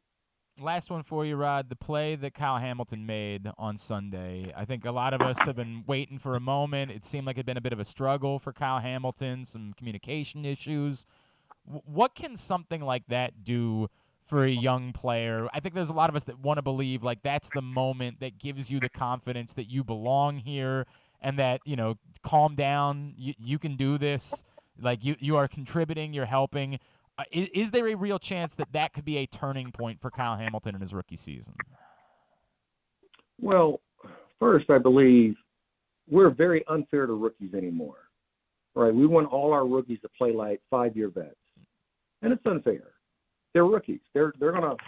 This is the best of the best in the world play in the NFL, and every rookie has a learning curve. And some rookies flashes, earlier than other rookies. When I first came in the league, I didn't play well. I didn't play great. I was very inconsistent with playing corner. Gave up a lot of big plays, made a couple here and there, and that's what he made a couple mistakes mentally. That's what happens. Young players play young. But then he made a play, on the backstretch of that ball. The receiver catches the ball, he comes on the backside and knocks it out of his hand for a fumble recovery, or get up to cause a fumble and gets a fumble recovery from Marcus Peters. So I think he's going to be a really good player. I think he has all the tools to be a great player in the National Football League. I think we just need to pause by grading guys week in and week out and these young rookies, and we want them to be acting like they're 25, 26, 27, 28 years old, like they've been in the league for 5 years. It's just really unfair because I know they all have a learning curve. They all have to learn how to play in the National Football League. And I think we need to be patient with that. And I think I believe in all the tools that he has. I believe he can be a great player. He's long, he's physical, he's very, very smart. So the mental capacity of it, and that's where great players come from. Great players come from being 2-to-1 mental to physical. We know he has the physical traits, and now we got to let the mental capacity that we know it's there. It just has to keep coming week in and week out. It's going to keep growing. And by the end of the year, I think we'll see a way better player than we've seen in training camp. I like that. And I know you're right, Rod. You just know how we are. We are, we're nuts. No, we're that's insane. I mean, it's everybody. Everybody wants. We want great players every week. We want great teams every week. We want our power rankings. I mean, it's just, I know it's a part of the business, but I think it's unfair because certain players, I don't know his mindset. I don't really know Kyle that well. But some players might not take that read. If they're reading a paper that he hasn't played well, he's doing this wrong, they might take that too negative and thinking that he can't play in this league. And I'm just telling him and all the other people that in Baltimore who are Baltimore even fans and a Kyle Hamilton fan that he's going to be a good player. We just got to give him time. Ravens broadcast team, of course, every game this season at Rod Woodson 26 on Twitter. And you're doing some stuff with the 33rd team as well now, right? I am. Yes, sir. Yeah, so matter of fact, when I get done with this, I'm going to jump on 33rd and we're going to talk a little football again. It's always fun to give our take on I got some DB matchups and talking about how to play quarterbacks. And it's fun to kind of give up my own take on this platform. And I can write my own material. Awesome. And make sure you guys go find that episode of A Football Life. It's spectacular. Rod Woodson, always appreciate you taking time for us, sir. Thanks so much for doing this again. No, I appreciate you. Thank you. Rod Woodson, the Hall of Famer, joining us here on GCR. Really, I learned a lot about him. Excellent. Look, the Football Life episodes are really good, and they're not all, guys that necessarily are guys that I'm terribly interested in. I've been more inclined to watch episodes when there's some sort of connection, and of course our buddy Josh does such a fabulous job narrating these Football Life episodes. They are really fantastic. Today's show also brought to you by the all-new Ginsu Kamado Grill. And if you are ahead of the game on Sunday, you're going to want to stop by Hammer Jacks ahead of time as they host the Mother's Tailgate. And there will be the Pressbox Ginsu Grill's tent for you to try some delicious food cooked on a Ginsu grill, and for you to register to win your own Ginsu grill and $500 worth of grilling meats. It's free to get into the tailgate starting at 9 a.m. There's also an all-inclusive option for $49 with premium brand open bar and great food. You can get those tickets at hammerjacks.com. Reserve your Ginsu grill, the perfect ceramic tailgate or home grill for searing, grilling, baking, and smoking all kinds of food by going to ginsugrills.com. Use the code TAILGATE, and you'll get $100 off. We will continue to discuss Lamar Jackson's greatness to start the season. Our buddy Charles McDonald from Yahoo Sports will join us next. It's Glenn Clark Radio. The Baltimore County Police Department is hiring. Entry-level officers start at close to $59,000 a year with a $10,000 bonus. Some restrictions apply. Plus a great retirement plan, medical, dental, and vision insurance, advancement to specialized units, tuition reimbursement, 15 sick days earned per calendar year, and even further incentives for military members and veterans. If you have a passion for service and want a career for life, visit joinbaltimorecountypd.com or call 410-887-5542. You must be a United States citizen, possess a valid driver's license, and have a high school diploma or GED equivalent. The Baltimore County Police Department is an equal opportunity employer. Come experience Maryland's #1 sportsbook this NFL season at the FanDuel Sportsbook at Live Casino and Hotel, the ultimate place for any sports enthusiast. Take advantage of our 24/7 kiosks, massive video screens, and watch all the action from the best seat in the house. With more money paid out than anyone around, make every moment more at the new FanDuel Sportsbook at Live Casino and Hotel in Hanover, Maryland. Please play responsibly. Gambling problem? Please call 1-800-GAMBLER or visit mdgamblinghelp.org. That first sip, that first bite. Start your day off right with a delicious breakfast at Royal Farms. Choose from a fantastic selection of fresh Royal Farms breakfast sandwiches and top it off with a rich hot cup of the freshest coffee in the world. At Royal Farms, breakfast is available day and night. It's the freshest breakfast in the world. Real fresh, real fast. Royal Farms. Glory Days Grill's Oktoberfest menu is now running. It's one of their most popular seasonal menus all year. It features the chicken schnitzel, the Oktoberfest brewer's platter, the brewer's sausage sandwich, the Bavarian burger with a pretzel bun, the cheddar ale soup, the slam dunk pretzels, and the apple cobbler. All of these meals pair well with Oktoberfest beers and Angry Orchard on draft. Dine in or order online at glorydaysgrill.com and pick up your favorites to take home. Glory Days Grill, great food, good sports. The Maryland Lottery presents Ravens' Greatest Plays.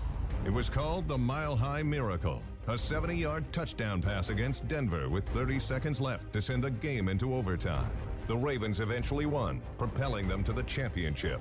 Another great Ravens play belongs to Diane from Annapolis. Diane played Ravens Scratch-Offs and won season tickets for 20 years. You could be next. Play Ravens Scratch-Offs with instant prizes up to $100,000. And please play responsibly.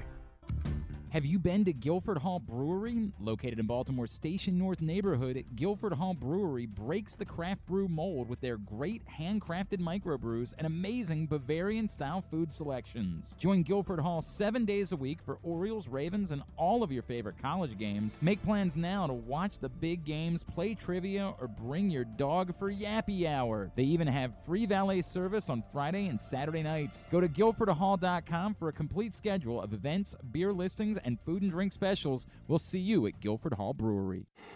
Tune in to Simply the Bets every Tuesday and Weekend at Bookies every other Thursday at 11:40 a.m. And if you really have nothing better to do, keep listening to this show too. From Ian Rappaport this morning at Rap Sheet on Twitter, Ravens defensive tackle Michael Pierce suffered a biceps tear in Sunday's win, sources say. But there is not definitive word yet on how to proceed and if Pierce can continue playing at some point this season. Those tests and decisions are ongoing. Not really sure what to make of that. Tore his bicep, but, might still be able to play? That seems... that would be remarkable if that is the case. Again, that's the only update from Ian Rappaport. Biceps tear for Michael Pierce. There is not definitive word yet on how to proceed and if Pierce can continue playing at some point this season. Those tests and decisions are ongoing. It's always great to catch up with our next guest, and he's got a new gig as he is now writing at Yahoo Sports, covering the NFL there. He is a former McDonogh football player. He's the man that you've been following for a long time on Twitter, at @4verts, and you have seen all over the media landscape. He is Mr. Charles McDonald, and he's back with us now here on GCR. Charles, it's Glenn in Baltimore. It's great to catch up with you, man. Thank you for taking the time for us once again, and congratulations on the new gig. Thank you. I work at Yahoo Sports now. It's been a whirlwind of a week, but it's been a great time, and thanks for the shout out from the McDonogh football team. Go War Eagles. So here, I was actually just okay. Go ahead, because I was just up there a few weeks ago before they played their game against Gonzaga. So I still try to poke my head in every once in a while to see. Now they're a lot better than I was when I was playing there. Okay, we've always associated you with the Falcons. Why? Why is that? What is the story there, Charles? Okay, It's funny though because I was born in Decatur, Georgia, outside Atlanta, but we moved to Jessup when I was pretty young. So the first football team I actually ever fell in love with was that 2000 Ravens team. Sure. I still remember being in first grade arguing with my friends about what the final score of that game was, and then the next year, my family took me to go see a Falcons game. Michael Vick's rookie year was the coolest thing I'd ever seen in my entire life, and that was it. All right. You know what? That does make more sense now. It is hard to not be enamored. Dude looks like a video game. You're like, yeah, I like. Meanwhile, the Ravens are trotting out Eric Zier, or no, I think it was Chris Redman or whoever it was. Oh, man. Yeah, look. All respect to that 2000 Ravens team. I mean, they got me into football, but Michael Vick's a lot cooler than Tony Banks and Trent Dilfer, I got to say. Yeah, slightly more cooler. And actually, now that I realize it was the year afterwards, that would have been the Elvis Gerback season, which was an abomination. Just an abomination of football that was being played. I get it. It all makes a lot more sense now. Now, the argument someone would make would be, why stay with the Falcons? Do you just love heartbreak, I guess, is the question that you have to follow up.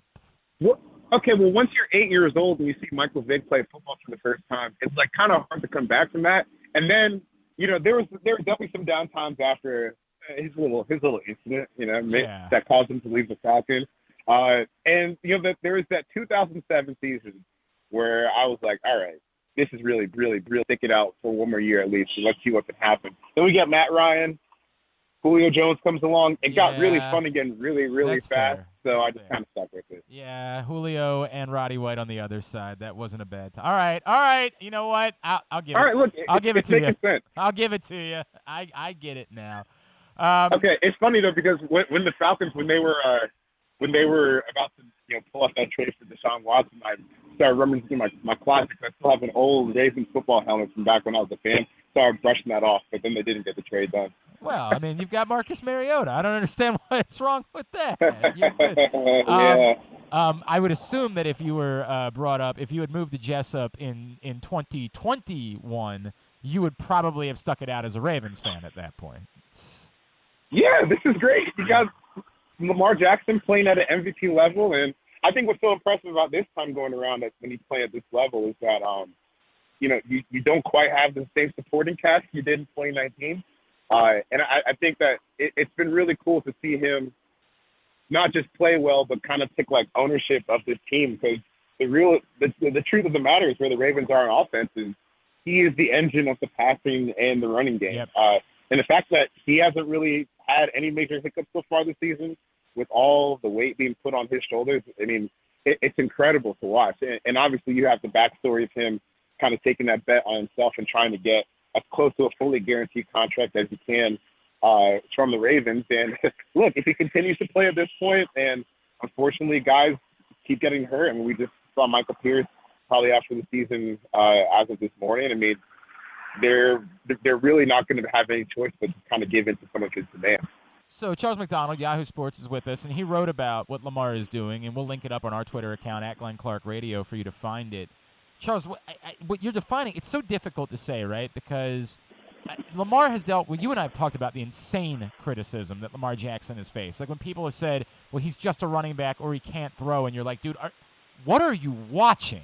Like, like that this is different, though, because I don't know how to define how much better. Like, I describe it as like watching an orchestra conductor. Like, I'm watching someone who is so in control of everything in front of them that it almost doesn't matter what a defense does. And I don't know how to statistically define it. I don't know how to say it's any one specific thing because he's always been able to throw the football. But, yeah, I do think he's throwing it even better than he was throwing it before. And he's always been able to run the ball. But now he's picking his spots, and it is majestic to watch this dude play right now. Yeah, I mean, it's also kind of like a reps thing, too, because I think even as we watch Josh Allen play now for Buffalo, the young or the early versions of Josh Allen, they didn't really look all that promising. Right. But you kind of got to give a guy time to settle in and get used to whatever he's doing, and then I think you're starting to see what guys like him, Lamar, and Mahomes, and just seeing how physically talented these guys are. It's really incredible to watch, and like even going back to Lamar's days at Louisville, like he's someone who, like, kind of like Jalen Hurts, just you get a little bit better each year, and we are already starting from the standpoint of, hey, I'm the best athlete on a field full of the best athletes in the world. I'm number one, and now I'm figuring out how to really throw the ball in, not just understanding what I'm doing, but just placing the ball wherever I want to. Like that touchdown pass to Devin Duvernay last week, I think I watched that like 100 times because he has someone diving at his feet, like he's getting hit while he throws, and there is, based on not only the coverage but how close Duvernay was to the back of the end zone, there was literally one spot that you could place that ball, and he got it in there, and it just shows you, like, man, this guy, he's so good. Like, he's so good. And that was on third down. That was a do or die play, right? Like the drive's over. Have it. Right. Like, and I think it's what's also cool is, like, it's not like the running has gotten any worse. Like, he's still absolutely one of the most electric runners in the entire league. Not even just among quarterbacks, literally anybody. And the fact that he's been able to just have this command of the passing offense, I think it's incredible. And I think the opponents that he's gone against it's kind of impressive too, because the Jets defense is whatever. But last week or week 2 against Miami, that's a defense that outside of those 3 quarters where Lamar just struck the fear of God in them, they've been one of the better defenses in the league. And we all know that Bill Belichick is one of the best defensive minds in this era of football. So it's not like he's just going up against cupcake opponents and eviscerating them like you would playing rookie on Madden. He's going against, respected units and just putting on absolute shows while not even having like the full strength of the supporting cast around him. And, that's a pretty young receiving room outside of Mark Andrews. So it's interesting. Like, he's kind of had to become the adult on this offense, which is interesting when you think about he's only like 25 years old. That's remarkable. it's remarkable, like the amount of pressure that has kind of accidentally been placed on him through all the injuries and, some of the shifts that you're doing, trading Marquise Brown for a first-round pick, which I think has worked out pretty well. Tyler Linderbaum's been absolutely fantastic so far. But, he's kind of had to take the reins of this offensive group, and he's done so just masterfully so far. So I guess the question becomes, what's the difference right now in Lamar being magical and the Ravens being competitive and, trying to win in an AFC that's loaded? Like, what right now still concerns you that has to improve for the Baltimore Ravens over the course of the next 14 weeks for them to have a chance to come through and do the thing that obviously everybody here wants them to do, but I think more than anyone else, Lamar Jackson, who's made it personal from day one, is always been, I have to go win a Super Bowl. For me, it's the chunk plays on defense. Just giving up way too many plays of, you call them explosives, and people can define it how they want, but basically you're talking plays that are 10 to 12-yard runs, 16 to 20-yard passes, just way too many of those type of plays happening against the Ravens defense. And that's been a little bit confusing to me because I feel like when you look at the personnel they have, it should be one of the best defenses in the league. And to their credit, they did get 3 picks on Mac Jones last week, but on the flip side, you allowed 10 yards per attempt. Devontae Parker went off for like 5 catches, 150 yards. Those aren't guys that should be beating guys of this caliber, is what I would say. And that's kind of the alarming part. You can get got by Tyreek Hill and Jalen Waddle. Yep. I think everyone's like, okay, well, let's see what happens next week. But when Mac Jones is averaging 10 yards per attempt, that's a little bit dangerous, I think. Is it as simple as that teams just don't fear that the Ravens can get after the quarterback, so they're willing to take their chances? And do you believe that, just getting guys back, just getting a Tyus Bowser back or adding in a David Ojabo or who knows what Jason Pierre-Paul could offer at this point in his career is enough? Or is there a bigger scheme problem that you think the Ravens have to solve? I think it's just kind of like unfamiliarity so far. Maybe with Kyle Hamilton and the safety play, or just getting used to a new defense in general. Like, you go back to the Dolphins game, guys lined up in the totally wrong spot. If you tell Tyreek Hill that he's going to have a 20-yard head start on someone running behind him, might as well put 6 points on the board without even running the play. I would say this defense kind of reminds me of, like, and I think we even seen this in Baltimore, but I was about to say, like, these old New England defenses where maybe they start the year a little shaky, but by the end of it, everyone starts getting the hang of, like, what it's like to play together, what it's like to play under this set of defensive rules, and you start to put it together. Because I don't know, even with the problems with the pass rush, I look at the back seven, and the back seven, they have too much talent to be playing like this. So I would imagine that they'll get it fixed at some point during the season. I don't know if it's going to be now, but I think by the end of the season, we'll be looking at a different product that the Ravens defense will see right now. Do you feel like the Bills should be 3.5-point favorites in Baltimore on Sunday, Charles? Oh, kind of, yeah. But I do think that you need to see what happens with Buffalo. I don't know. When I look at Buffalo, to me, that's still the best team in football. And the fact that they were able to go to Miami missing their 2 starting defensive tackles, 2 starting safeties, they lost a starting cornerback during the game, and to still have a chance to win that at the end, I think kind of speaks to what they've built over there. So, yeah, I'm not really surprised that Buffalo is favored by 3 in Baltimore, but I do think that, as long as you got Lamar Jackson, you got a chance to win any game. I guess that's really the way I feel, right? And then plus, if you just keep it as a 1-score game against the Bills, you're going to win because they can't win those games, which is the weirdest anomaly. Yeah. I'll never understand what to make of that and how that could possibly be a thing, that the Bills can't win a Yeah, even went back to the Jaguars game last year. It was crazy. How is this a thing? How is this a thing? How have they not won a game on a last-second field goal at some point? It is bizarre as hell. All right, so I guess that's going to answer my final question for you, which was going to be, if you had to bet $1,000 right now on who's going to represent the AFC in the Super Bowl, I'm assuming that you would say the answer is the Bills. Yeah, I would say the Bills. Okay. It's tough because, like, I still believe in the Chiefs and the Ravens, but I just think, like, when you look at the whole construction of the Bills roster, I think they're the best team in the NFL. I get it. I do understand. Obviously, the health is a major factor there. And the fact that it's a 17-game season, a lot of things can happen between now and then. Hey, just to follow up on the idea of Lamar and how he's bet on himself, I've made it very clear. If there's a breaking point where ultimately the Ravens, like Lamar Jackson, simply won't budge and says it's fully guaranteed or I won't do it, right? As much as the Ravens have wanted to be the team that's like wants to be able to walk into the meetings and say, look, dude, we're not. The Browns screwed it up for everybody, but we're not going with them. We're not just going to fall in line and start giving out fully guaranteed deals.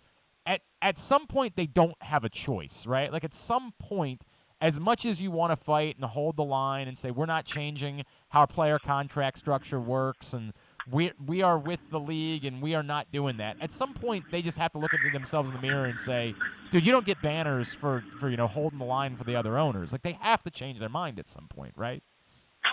Yeah, and I don't even think it has to be a thing where, the Ravens become a team that hands out fully guaranteed contracts, but you might have to hand out a fully guaranteed contract to this one player. Right. And that's just the truth of it. You have someone who is like unequivocally one of the best quarterbacks in the NFL, someone who's young, someone who has shown that he could put a team on his shoulders and score 40 points a game as his teammates fall around him. Like that's someone that has a lot of leverage against you. And that's not the worst place to be in the world because he's still on your team. So I think Lamar he's like, we're so far removed from him, like even proving himself. Can he throw the ball? Can he not throw the ball? Like Bill Belichick said it himself last week, like when that contract is eventually done, you'll see exactly how much the NFL thinks of Lamar Jackson because he is going to get an absolute boatload of money. At 4Verts on Twitter is how you follow him. Yahoo Sports is now where you see his stuff. Charles, is there a plan for doing a new podcast or bringing back the podcast, anything like that? Yeah, the Exemplars is going to be back. We're a little jammed up at the moment, so it might be a little bit, but the Exemplars is definitely going to be back on Yahoo Sports. Excellent. Charles McDonald, really appreciate it, man. Thank you for taking a couple of minutes for us. Love to do it again soon, all right? Yep. Charles McDonald, Yahoo Sports, McDonogh football alum. Really appreciate him taking the time for us here on GCR. That was what my column was about this week at PressBoxOnline.com. I just want to make it abundantly clear. There is no – this holds for now. I've said I get why the Ravens are dragging their feet. I get why they've said we're not just going to be in a rush to give out a fully guaranteed deal. I understand all of that. But that expires. You want Lamar Jackson to change his mind. You want him to look around, see other quarterback deals get done, and say, I get it. The fully guaranteed isn't the market here. I'll work with you. Give me a lot of guaranteed money, and we can get it done without it being fully guaranteed. And you can save face. That's what the Ravens hope for. And at the same time, they didn't need to be in a rush. They didn't have to give out a deal. And in that process, they could protect themselves, right? Like if in the meantime, Lamar were to suffer a significant injury, something like that, they could protect themselves. Hey, we didn't have to give him a deal. And, he wanted fully guaranteed. We didn't want to do it. And so we'll buy ourselves a little bit more time to protect ourselves against anything crazy that might happen on or off the field. Fine. Honestly, fine. I can, I'm not going to champion it. I don't think it makes them brilliant, but I think it's okay. I think it's okay for them to employ that strategy and to say, look, we are not going to be in a rush to completely change the way that we do business.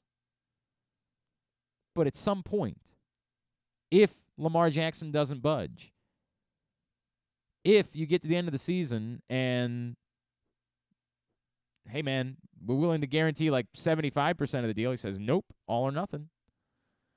The answer can't be, well, if you're not willing to move, then we have to move you. And I think that I left too much gray area when I initially wrote my column about Lamar Jackson and his contract. I think I left too much room in there for people to think that I was saying that, hey, at some point you might have to trade Lamar Jackson. That's not okay. That's not an acceptable result of this. And I shared an anecdote in that column. By the way, I got the Wednesday before giving it away. That's a new record for me. I still would like if you would go give it a click at PressBoxOnline.com. That would help me.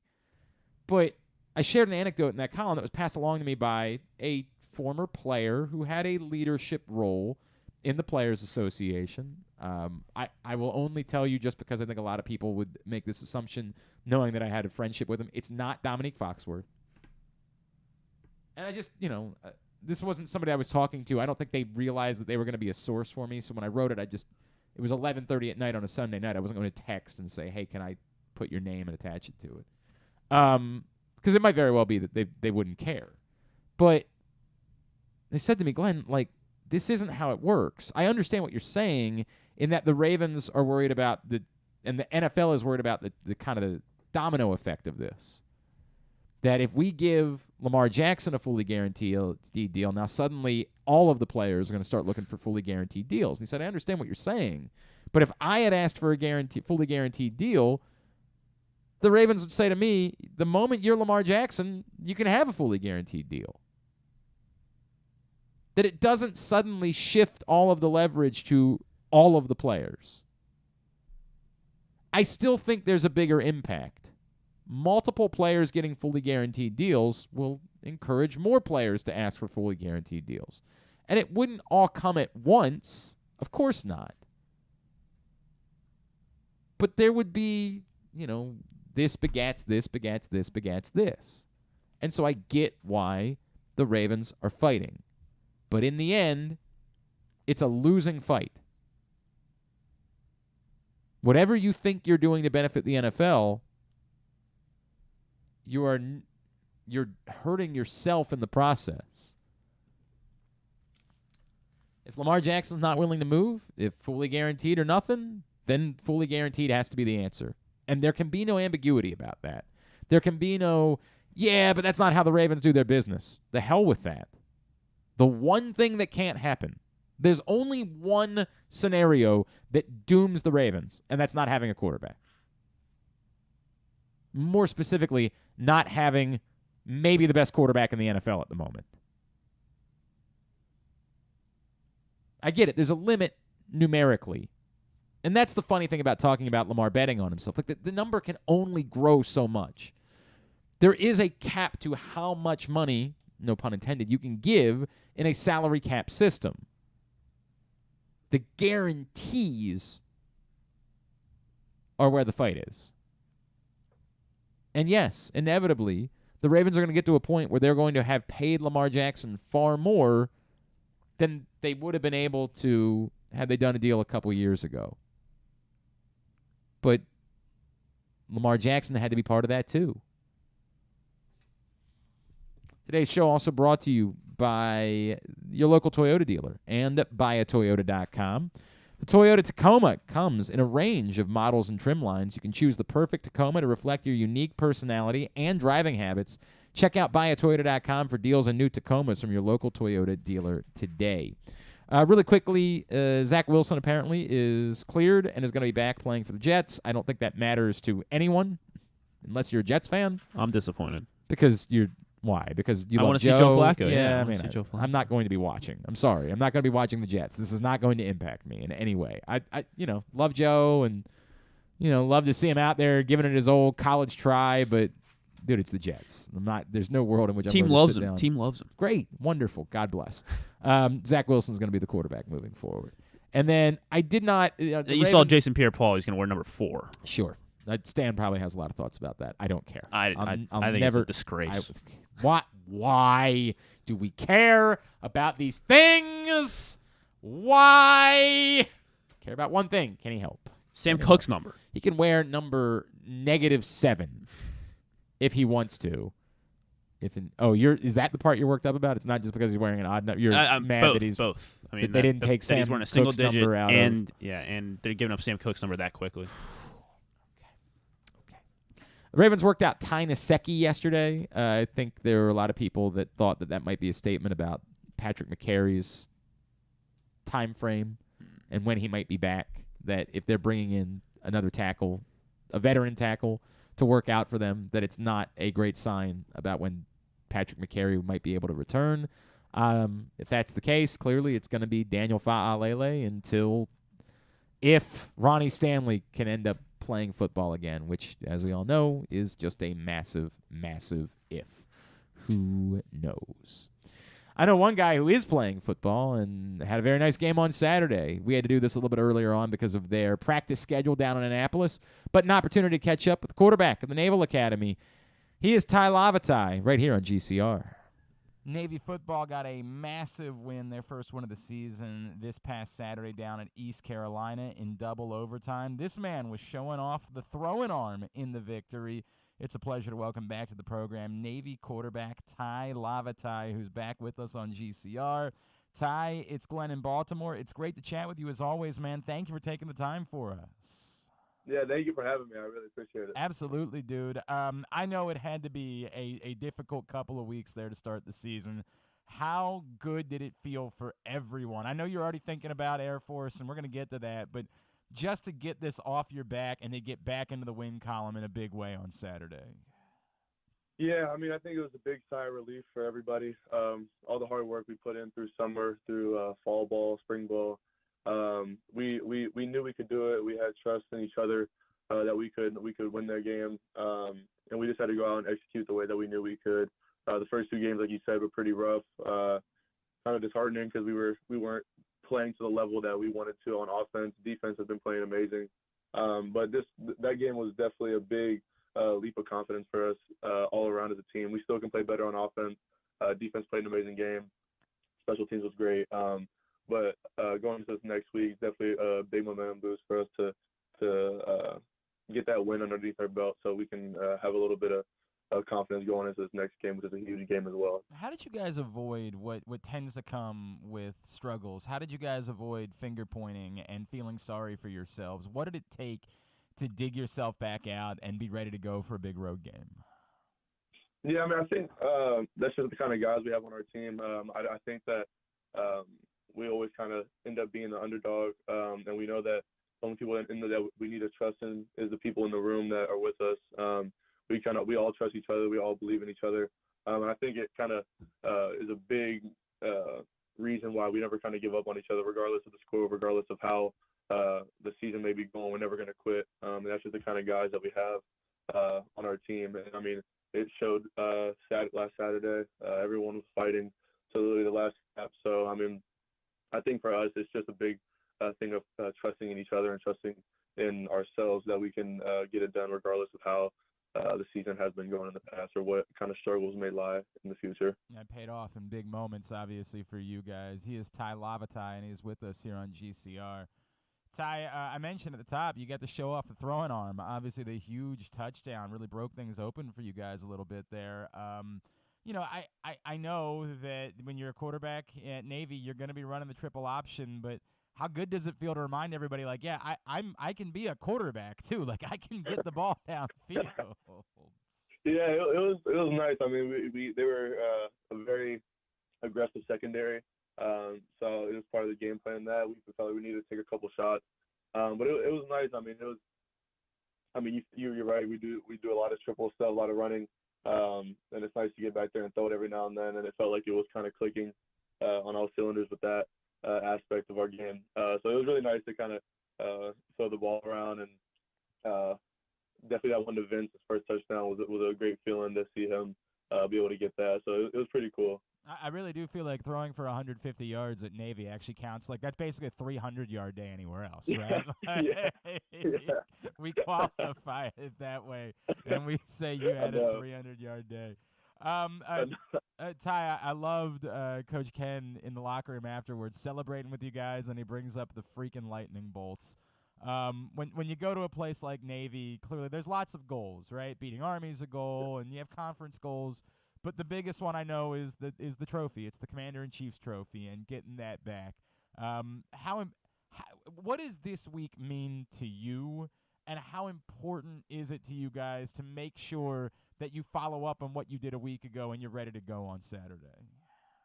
Yeah, I mean, I think for us, like you said, it's the start of the Commander-in-Chief trophy. So this is the first game of the series, and we know that last year even though we beat Army, it wasn't what we wanted because we didn't end up getting the trophy. I mean, that was a great win, but the trophy didn't end up back in Annapolis. So this is the first step in bringing the trophy back to Annapolis. And I think for us, it's just remaining calm, making sure that we execute the way that we know how to, not making the game too big. It's a huge game. It's a very important game for us. But at the end of the day, it is just a football game, and I think it gets kind of nerve-wracking sometimes. I have yet to play in it in an Air Force or Navy game, so this will be my first one. But just not making the moment too big is definitely a big step a big point that we've made. For them, at the end of the day, it's a football game, and it's the same width of the field, same length of the field. We just have to go out and play how we know how to play, and not make it too big and not get too nervous because it is a CIC game. And I think that's probably like the biggest emphasis we put on this week is just going out and playing our style of football and coming firing off the ball for the offensive line and everyone. So. To your point, you haven't played in one, but a lot of your teammates, it hasn't gone their way the last couple of years. And for a little while, this was a series that Navy dominated. How much of that – look, I get that every opponent, like, you're going to be up for, and you don't need necessarily any extra inspiration, but have those kind of recent results led to there being a little bit more talk and maybe a bit more of a chip on the shoulder for you and the guys going into this week? Yeah, I think for sure. I mean, I think all of us want to make a statement and come out with a win, especially on the road. It's going to be a hectic atmosphere, and I think we haven't won there since 2012. So I think for all of us, it's kind of a chip on our shoulder of we want to be able to get it done. We want to be able to be the group that gets it done. And I think just having the trust in each other, that trust in the defense, that they've been playing great, they can do that again Saturday and keep it going throughout the season. And that on offense, we can execute our offense the way that we know we can execute it. So. All right, I want to talk to you about your mother. I love your mom, and I know that she's become maybe her own like little bit of a celebrity in Navy football circles because she is very active and she is so supportive, and I think your relationship is really neat. Can you tell me about that relationship with your mom and what it means to you? Obviously, it's not everybody's got a mom that loves them and all that, but how supportive she is and how involved she is. And why it is that it's so important to you to go see her and hug her after games, things like that. Yeah, I mean, she's given me everything. I feel like since I've been growing up, it was really just me, her, my brother, and my grandma that lived together. My dad would come and help support with football and all that, but she was one. Her and my grandma were the one running me around to all my sporting events. And I mean, I owe everything to her for. And that's I feel like that's the repayment I can give her, is just showing her that how much she does mean to me after the games, whether it goes good or bad, and she's always going to be there regardless, on my side, fighting for my side. I mean, I know like during the plebe year naps, it was times where I was questioning being here, whether I should be here or not, and she was always the person that I would talk to about it, and she always was in my corner regardless of what my decision was going to be. But she always was definitely one of the main reasons why I stayed. And she said that you just try to stick down. If you don't like it by the end of your sophomore year, then I understand. And then obviously sophomore year had some good times, had some bad times, but overall I realized that this is definitely the place I want to be. So I mean, me and her, I talk to her about everything. She's always there. She's always making sure I'm okay, and definitely our relationship has grown more and more as time has gone on. So I mean, I owe everything to her, and awesome. She's definitely my biggest role model and support. So you're giving me goosebumps, by the way. We're talking to you on National Sons Day, so I feel like this is going to be special for her too. Like I feel like that's going to be special for her to hear, and I love it. I love watching the relationship you guys share from afar. It really is a very neat thing, and I love how supportive she is. Not just to you, but she's gassing up all your teammates on Twitter. Yeah. Like she's got to be right. She loves it. I mean, she's got to be like, the guys got to love that. They got to love the fact they almost have like a second mom, right? Yeah, they do.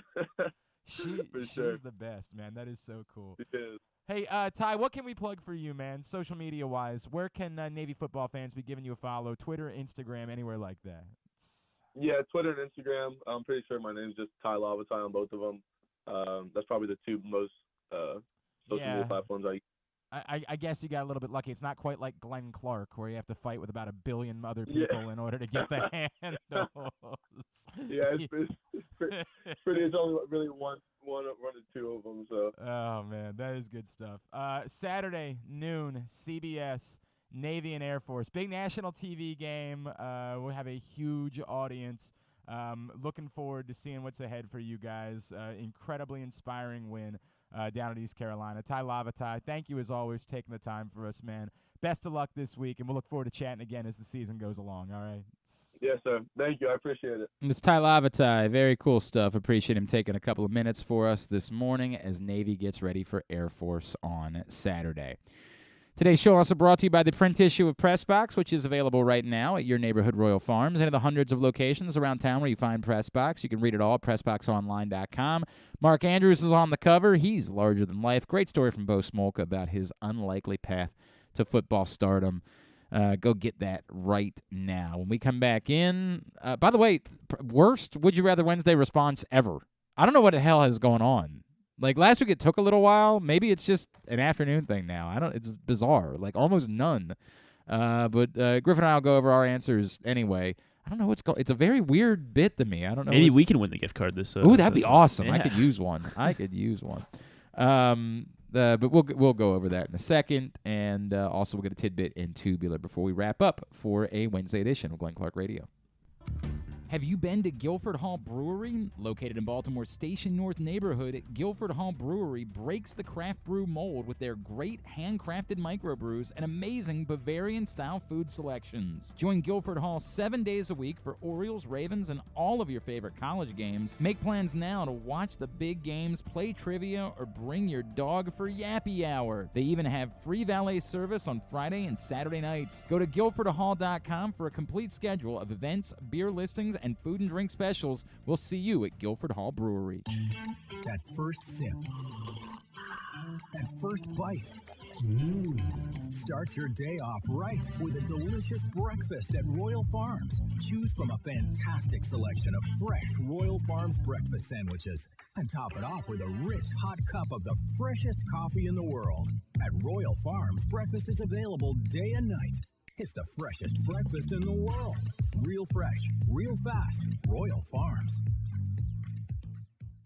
What's up, everyone? This is Tyus Bowser, and I'm excited to tell you that I'm back for Season 2 of the Tyus Bowser Show in partnership with Pressbox and Great H Memorabilia. Join us on Tuesday nights throughout the season as I'll be heading all over town with my special guests. And of course, our co-hosts, Glenn and Rita. Or is it Rita and Glenn? What is it? I look forward to meeting you guys and talking a little bit about football and a lot about life. And if you happen to miss the show, you can now catch a replay Friday nights on 105.7 The Fan. Get all of your details for the Tyus Bowser Show right now at PressBoxOnline.com/Bowser. The next Tyus Bowser Show is Tuesday, October 4th at 7 p.m. at Guilford Hall Brewery, 1611 Guilford Avenue in Station North. It's brought to you by Maryland Vascular Specialists and the all-new Ginsu Kamado Grill. Come experience Maryland's #1 sportsbook this NFL season at the FanDuel Sportsbook at Live Casino and Hotel, the ultimate place for any sports enthusiast. Take advantage of our 24/7 kiosks, massive video screens, and watch all the action from the best seat in the house. With more money paid out than anyone around, make every moment more at the new FanDuel Sportsbook at Live Casino and Hotel in Hanover, Maryland. Please play responsibly. Gambling problem? Please call 1-800-GAMBLER or visit mdgamblinghelp.org. The 2022 baseball season is in full swing, and the future is brighter than ever for your Baltimore Orioles. I'm Paul Valley. And I'm Zach Goodman. And together we bring you the Bat Around every Saturday from 10 a.m. to noon with everything you need to know about the Orioles and baseball as a whole. From veterans like Cedric Mullins, Austin Hayes, and Ryan Mountcastle, to young stars like Adley Rutschman, Grayson Rodriguez, and DL Hall. We've got you covered for every game, every pitch, and every debut. You can watch us at youtube.com/PressBoxOnline and Facebook.com/PressBoxSports, or you can listen at PressBoxOnline.com/radio. So join us live on the Bat Around every Saturday from 10 a.m. to noon right here at PressBox Sports. Glory Days Grill's Oktoberfest menu is now running. It's one of their most popular seasonal menus all year. It features the chicken schnitzel, the Oktoberfest brewer's platter, the brewer's sausage sandwich, the Bavarian burger with a pretzel bun, the cheddar ale soup, the slam dunk pretzels, and the apple cobbler. All of these meals pair well with Oktoberfest beers and Angry Orchard on draft. Dine in or order online at glorydaysgrill.com and pick up your favorites to take home. Glory Days Grill, great food, good sports. Check out Jeremy Kahn's daily picks at PressBoxOnline.com as he tries to find you daily winners. And speaking of winners, here's a man who once won a media curling contest. And I don't think anything else. He's Glenn Clark. If you missed it earlier in the week, Stan the Fan Charles and Ross Grimsley caught up with former Oriole Bill Swaggerty. You can find it right now, Facebook.com/PressBoxSports. Click on the videos tab. Go to YouTube.com/PressBoxOnline or PressBoxOnline.com/video. Stan putting in extra work every week, bringing you multiple shows during the week on Facebook Live. And, of course, Stan will be back in with us on Friday here on GCR. Would You Rather Wednesday, brought to you by Glory Days Grill. I don't know if people just got lost on Twitter this morning. I don't know what's going on, but one of the most tepid is it just, are these bad questions? I don't. Maybe it's me. Maybe it's me. Maybe it's, did I say something? Was I canceled? I thought they were good. Did something happen? Did I do something and the internet canceled me without telling me? Like, I get it. Don't get me wrong. Like, all right, fine. You know, maybe it's because I won't give up the crusade that oatmeal raisin cookies are better than chocolate chip cookies, and the internet has just decided, no, get on board or we're leaving you behind. How dare you actually have thought and nuance and consider. If you don't just line up, we're canceling you. I don't know what's going on. But look, man, I would encourage you, get your responses in. At Glenn Clark Radio on Twitter, Facebook.com/Glenn Clark Radio. You might have great odds of winning the $25 gift card to Glory Days Grill. We don't pick a winner until tomorrow, so there will be time. But I don't know what happened today. I also think that football season, somebody reminded me of this. Whenever we get into football season, because we have real things to talk about, some of our side games end up getting a little depleted in the process. So I don't know, whatever. Would you rather, number one, would you rather have Mark Andrews as your top pass catcher or Stephon Diggs as your top pass catcher? It seems really tough. It is very tough. That's the reason. I think I gotta lean Mark Andrews, because we've been getting it done without Stephon Diggs, so I think you gotta lean that way. And I guess because Andrews is a little younger, too, than Stephon Diggs. Is that what we're talking, like, which one would rather have on the team right now? Yeah, I mean, that's. I mean, I think I think it'd be great to have both. Well, thank you, Griffin. Dynamite observation. Would you rather Wednesday? I'd rather both. God damn it. Yes. That sounds great. But yeah, I guess Mark Andrews does slightly more because you know that he's huge in the run game. And, this is a difficult thing for me because I don't know how huge Mark Andrews is in the run game. I'd say the opposite thing. It's almost like we don't ever talk about it. Go under center and get you a yard on. There is that, but he's not blocking is not really his thing. Yeah. You know what I mean? Like he can do it. It's not like he's a zero in terms of blocking, but it's not his thing. I'm in a weird place with this because I have been the guy that has screamed for years about how frustrated I was that the Ravens literally had Stephon Diggs right under. And somebody says, hey, it doesn't matter what school somebody comes from. Well, it does only in this aspect. You can send anyone to a Maryland game. And when I was covering Maryland football, I would regularly see multiple Ravens personnel at those games because the guys that weren't assigned something specific in the rest of the country, it was easy for them to travel. A lot of times, like guys would go do. I think famously, there's a story of it was a doubleheader day, the day that they discovered Joe Flacco. I think it was a Delaware Towson, or maybe even a Delaware Navy game that day, something like that. But the guys that are local are able to get to all of these games. They can travel down and watch practice whenever they want to. If there ever should have been a team, and I know that people in Washington would probably say the same thing, that should have known more than the rest of the league about why Stephon Diggs shouldn't have fallen to the 5th round, it should have been the Baltimore Ravens. And so I've been extraordinarily frustrated by it for a long time. Then they had another opportunity to get Stephon Diggs at a very reasonable cost. First-round pick. That's it. To get one of the top receivers in the league. And they were just like, yeah, we're good. We're good. This is a difficult question, right? It's a very difficult question because you have to give up, and it's a bird in hand, right? Like we know what Mark Andrews brings to the table. We know how good he is. I have talked for a long time about how hilarious it is to me that we continue to try to depress the value of wide receivers when you saw exactly what happened to the Buffalo Bills the moment Stephon Diggs arrived. They stunk. Josh Allen stunk. The moment Stephon Diggs arrived, the entire fortunes of their franchise changed.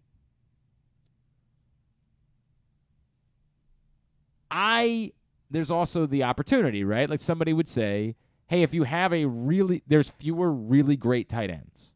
If you happen to have a really great tight end, you might be able to find a really good wide receiver. So in this hypothetical scenario where you're like building a franchise and which one are you starting with?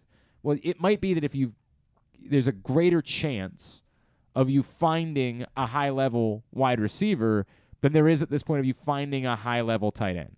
There's like 4 of those, whereas there's upwards of 10 really high-level wide receivers in the league. Do the math. Jefferson, Diggs, Hopkins, George, Evans, Chase, Kupp, Adams, Hill, Kupp, Debo. I know it's, unique, but I think he still counts on that list. Waddle. Yeah, I mean, he's, you're starting to get into that, you've got, you got a group of guys. I mean, if Calvin Ridley was healthy, he'd probably, or not healthy, if he wasn't suspended, he'd probably still be on that list. Do you include an A.J. Brown on that list? Yeah. A DK Metcalf, Terry McLaurin, Christian Kirk. This year, there's an argument to be made. Devontae Smith is... CeeDee Lamb. No, CeeDee Lamb's that guy that everybody wants to put in that list, but there's nothing he's actually done that has said he's in the top echelon of wide receivers. Keenan Allen's been... I still think Keenan Allen deserves to be in that conversation. Mike Williams, then? I don't... he's getting there, but I don't... The Keenan Allen's been doing that. All he's ever done is be that guy for 10 years, and nobody's really ever talked about it. We've just always sort of taken, oh, yeah, Keenan Allen's out there. Nobody's ever bothered to notice, just how great the guy has been for a very long time. Adam Thielen's kind of on the edge of that group. Amon-Ra St. Brown's trying to put himself into that. There's a lot of good receivers. DJ Moore has definitely put himself in that. If he was on a real team, probably would be considered that type of player. Deontay Johnson's probably right outside, Did you say DeAndre Hopkins yet? I did. I said Hopkins pretty early on. And Michael Thomas, who knows what Michael Thomas is at this point in his career. But it's a longer list of guys that we're talking about as top echelon or upper echelon versus when you get to tight end and you're like, okay, there's Mark Andrews, there's Travis Kelce, there's George Kittle, there's Kyle Pitts, there's Darren Waller, and... Tyler Conklin of the Jets. Yeah, that's right. Correct. Tyler Conklin. That's the one everybody's always talking about. You're like Hawkinson, Fant, Goddard, Gesicki, nice players. Dalton Schultz, Zach Ertz, Robert Tonyan, Tyler Higbee. You start the drop off is quicker. So I think that might be the best argument for Mark Andrews is just that there's probably more great wide receivers and their percentage chance of finding, Rashad Bateman might prove to be a great wide receiver. The percentage chance of finding a great wide receiver is more likely than the percentage chance of finding a great tight end. But, it still sounds disparaging to Stephon Diggs to say that. I want to say that, but at the same time, it sounds like we're still failing to recognize the true greatness of Stephon Diggs in the process. Number 2, would you rather? You get the ball, what are you doing with it? I want to keep it, but not to really sell it. I just want to have it. I just want to have it. I want people come over and it's oh yeah, there's a baseball. Yeah, you definitely deserve that is for doing nothing. That Gunnar Henderson hit. You for sitting on your during ass. his 80 home run season. I don't know how hard this is. You give the ball back because that's what you do. I don't think. I mean, until the ticket stub says, And by the way, that's on Major League Baseball for not. No, you haven't done anything. I was in the right place at the right time. You are. I'm not. I'm not looking to flip it. I just kind of want to have it because it's a cool souvenir. I like what Albert Pujols says when he's like, "We do this game for the fans." That's all well and good. That's all well and good. Stop it. You can give a meet and greet and autograph memorabilia for the fans too. Nobody is saying give the ball back for nothing. Nobody thinks that's a good idea. Meet the player, have a once-in-a-lifetime opportunity that nobody else is getting that night, get a bunch of autograph memorabilia and tickets. This is the easy... I hate everyone. I hate everyone that can't see this. You've done nothing. You are worthless.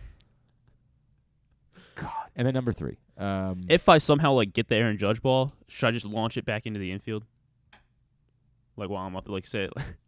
How great would that be? I got to think about that. I think that'd be fantastic. I got to think about that. It would be spectacular. And then the rest of the country would want to talk to the guy that threw the ball back. Yeah. So that would be good for us. That would be good. Yeah, it would be. So this is the problem. You're not allowed to do any interviews. Okay. You get the ball on Friday. You cannot talk. You say you tune in to Glenn Clark Radio Monday morning. Hear my at 10 thoughts. a.m., and that's where I will talk about it. I swear to God, if you don't, you're fired. Okay. All right? You get that ball and you throw it back in the infield, and all of a sudden all the news people they're trying to come talk to you. Nope. I will be available. I'll be on air Monday 10 a.m. Monday morning, 10 a.m., GlennClarkRadio.com. You can hear from me then. All right? And I swear to God, if you're doing interviews, you better sell that ball because you're going to need a job. All right? You hear me? All right. Stop. Swear. You're not catching the ball anyway. You got to figure out how to get into the outfield. Yeah, correct. Don't do that. You're gonna get kicked out. You're gonna get kicked out if you try to do that. Number 3, Russell Wilson or the anal beads. Anal bead, I guess. I guess Russell Wilson. Yeah. I guess. I don't know. I think I might just. I mean, he is as odd as he is. Dude, there's just no way. The second day, I'm like, nope, sorry, psycho. I can't be around you. It's the most psychopathic thing I've ever seen in my entire life. What the hell is that? What in the world is that? It's spicy. Should I play it? You want to play it? I don't want to give them any. I don't want to give them free advertising. Yeah, though. I guess that's true. Fine, whatever. Who cares? But right, this is what they want. They want us to do this. They want this. They were like, "Oh, this is great. This will be weird, and people will make fun of it on social media, and it'll get a bunch of attention." Damn it, we're playing right into their hands. Go ahead. Shit, I can't find it. Did you just? I said shoot. I said shoot. All right, easy killer. Easy. I shared it. There we go. Yes, I know. There we go. Okay. Hey, you want to split this Subway sandwich? It is my signature sandwich. Hang on. Hit pause. And it's dangerously good. You hit pause or did you? Because we're never going to get back to the same no. spot. That's why I said hit pause. Okay, we're back at the same spot. Are we? Yes. The establishment is called Subway. Why are they? It's a wrap. Why right? are they obsessed with calling them sandwiches? It also looks like a wrap too. I don't know if it does. Everybody was calling it a burrito online, but it's a sub. That's what you go to Subway for. Is a sub. It's literally the name of your establishment. Again, if they want to spend money with us, I'll be the biggest fan of Subway sandwiches that's ever existed. It's called a sub. No, they think they're so hip. Make sure you say Subway sandwich.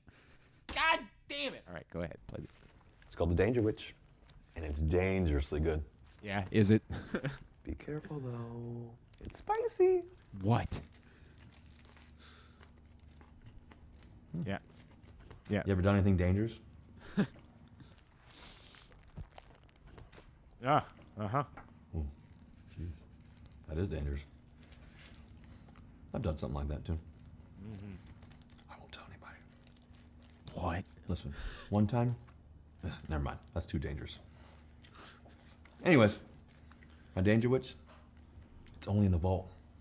That's our little secret. What does that even mean? What does that mean? It's in the vault. Apparently, this sandwich features. It looked like tomato, lettuce. Very dangerous. It comes with pepperoni, salami, Black Forest ham, provolone cheese, and bacon on Italian herbs and cheese bread topped with lettuce, green peppers, tomatoes, banana peppers, finished with yellow mustard and mayo. Whoa. Dangerous! Whoa. Look out for this guy! Give me your responses. You know where they do have good food is at Glory Days Grill. I think that if you order a sub, they'll just call it a sub. I'm pretty sure. But they got the Oktoberfest menu. And if you participate in Would You Rather Wednesday, which I hope one of you does, more of you do, you can be registered to win a $25 gift card. GloryDaysGrill.com is the website. All right, come see the Olympic athletes in action as the nation's top horses and riders compete in one of the world's premier equestrian events at the Mars, Maryland 5-Star at Fair Hill, presented by Brown Advisory, October 13th through 16th in Cecil County. Tidbit brought to you today by... Wait, did you see that Richard Blyer got called for 3 balks in an did. inning? I don't really have any... What do you want me to say about I don't know. I just thought it was crazy. Okay. Dangerous Richard Blyer. He might put banana peppers on his sandwich. Creep. Not Richard Blyer. He's a good guy. I like Richard Blyer. Been a guest on this show a few times.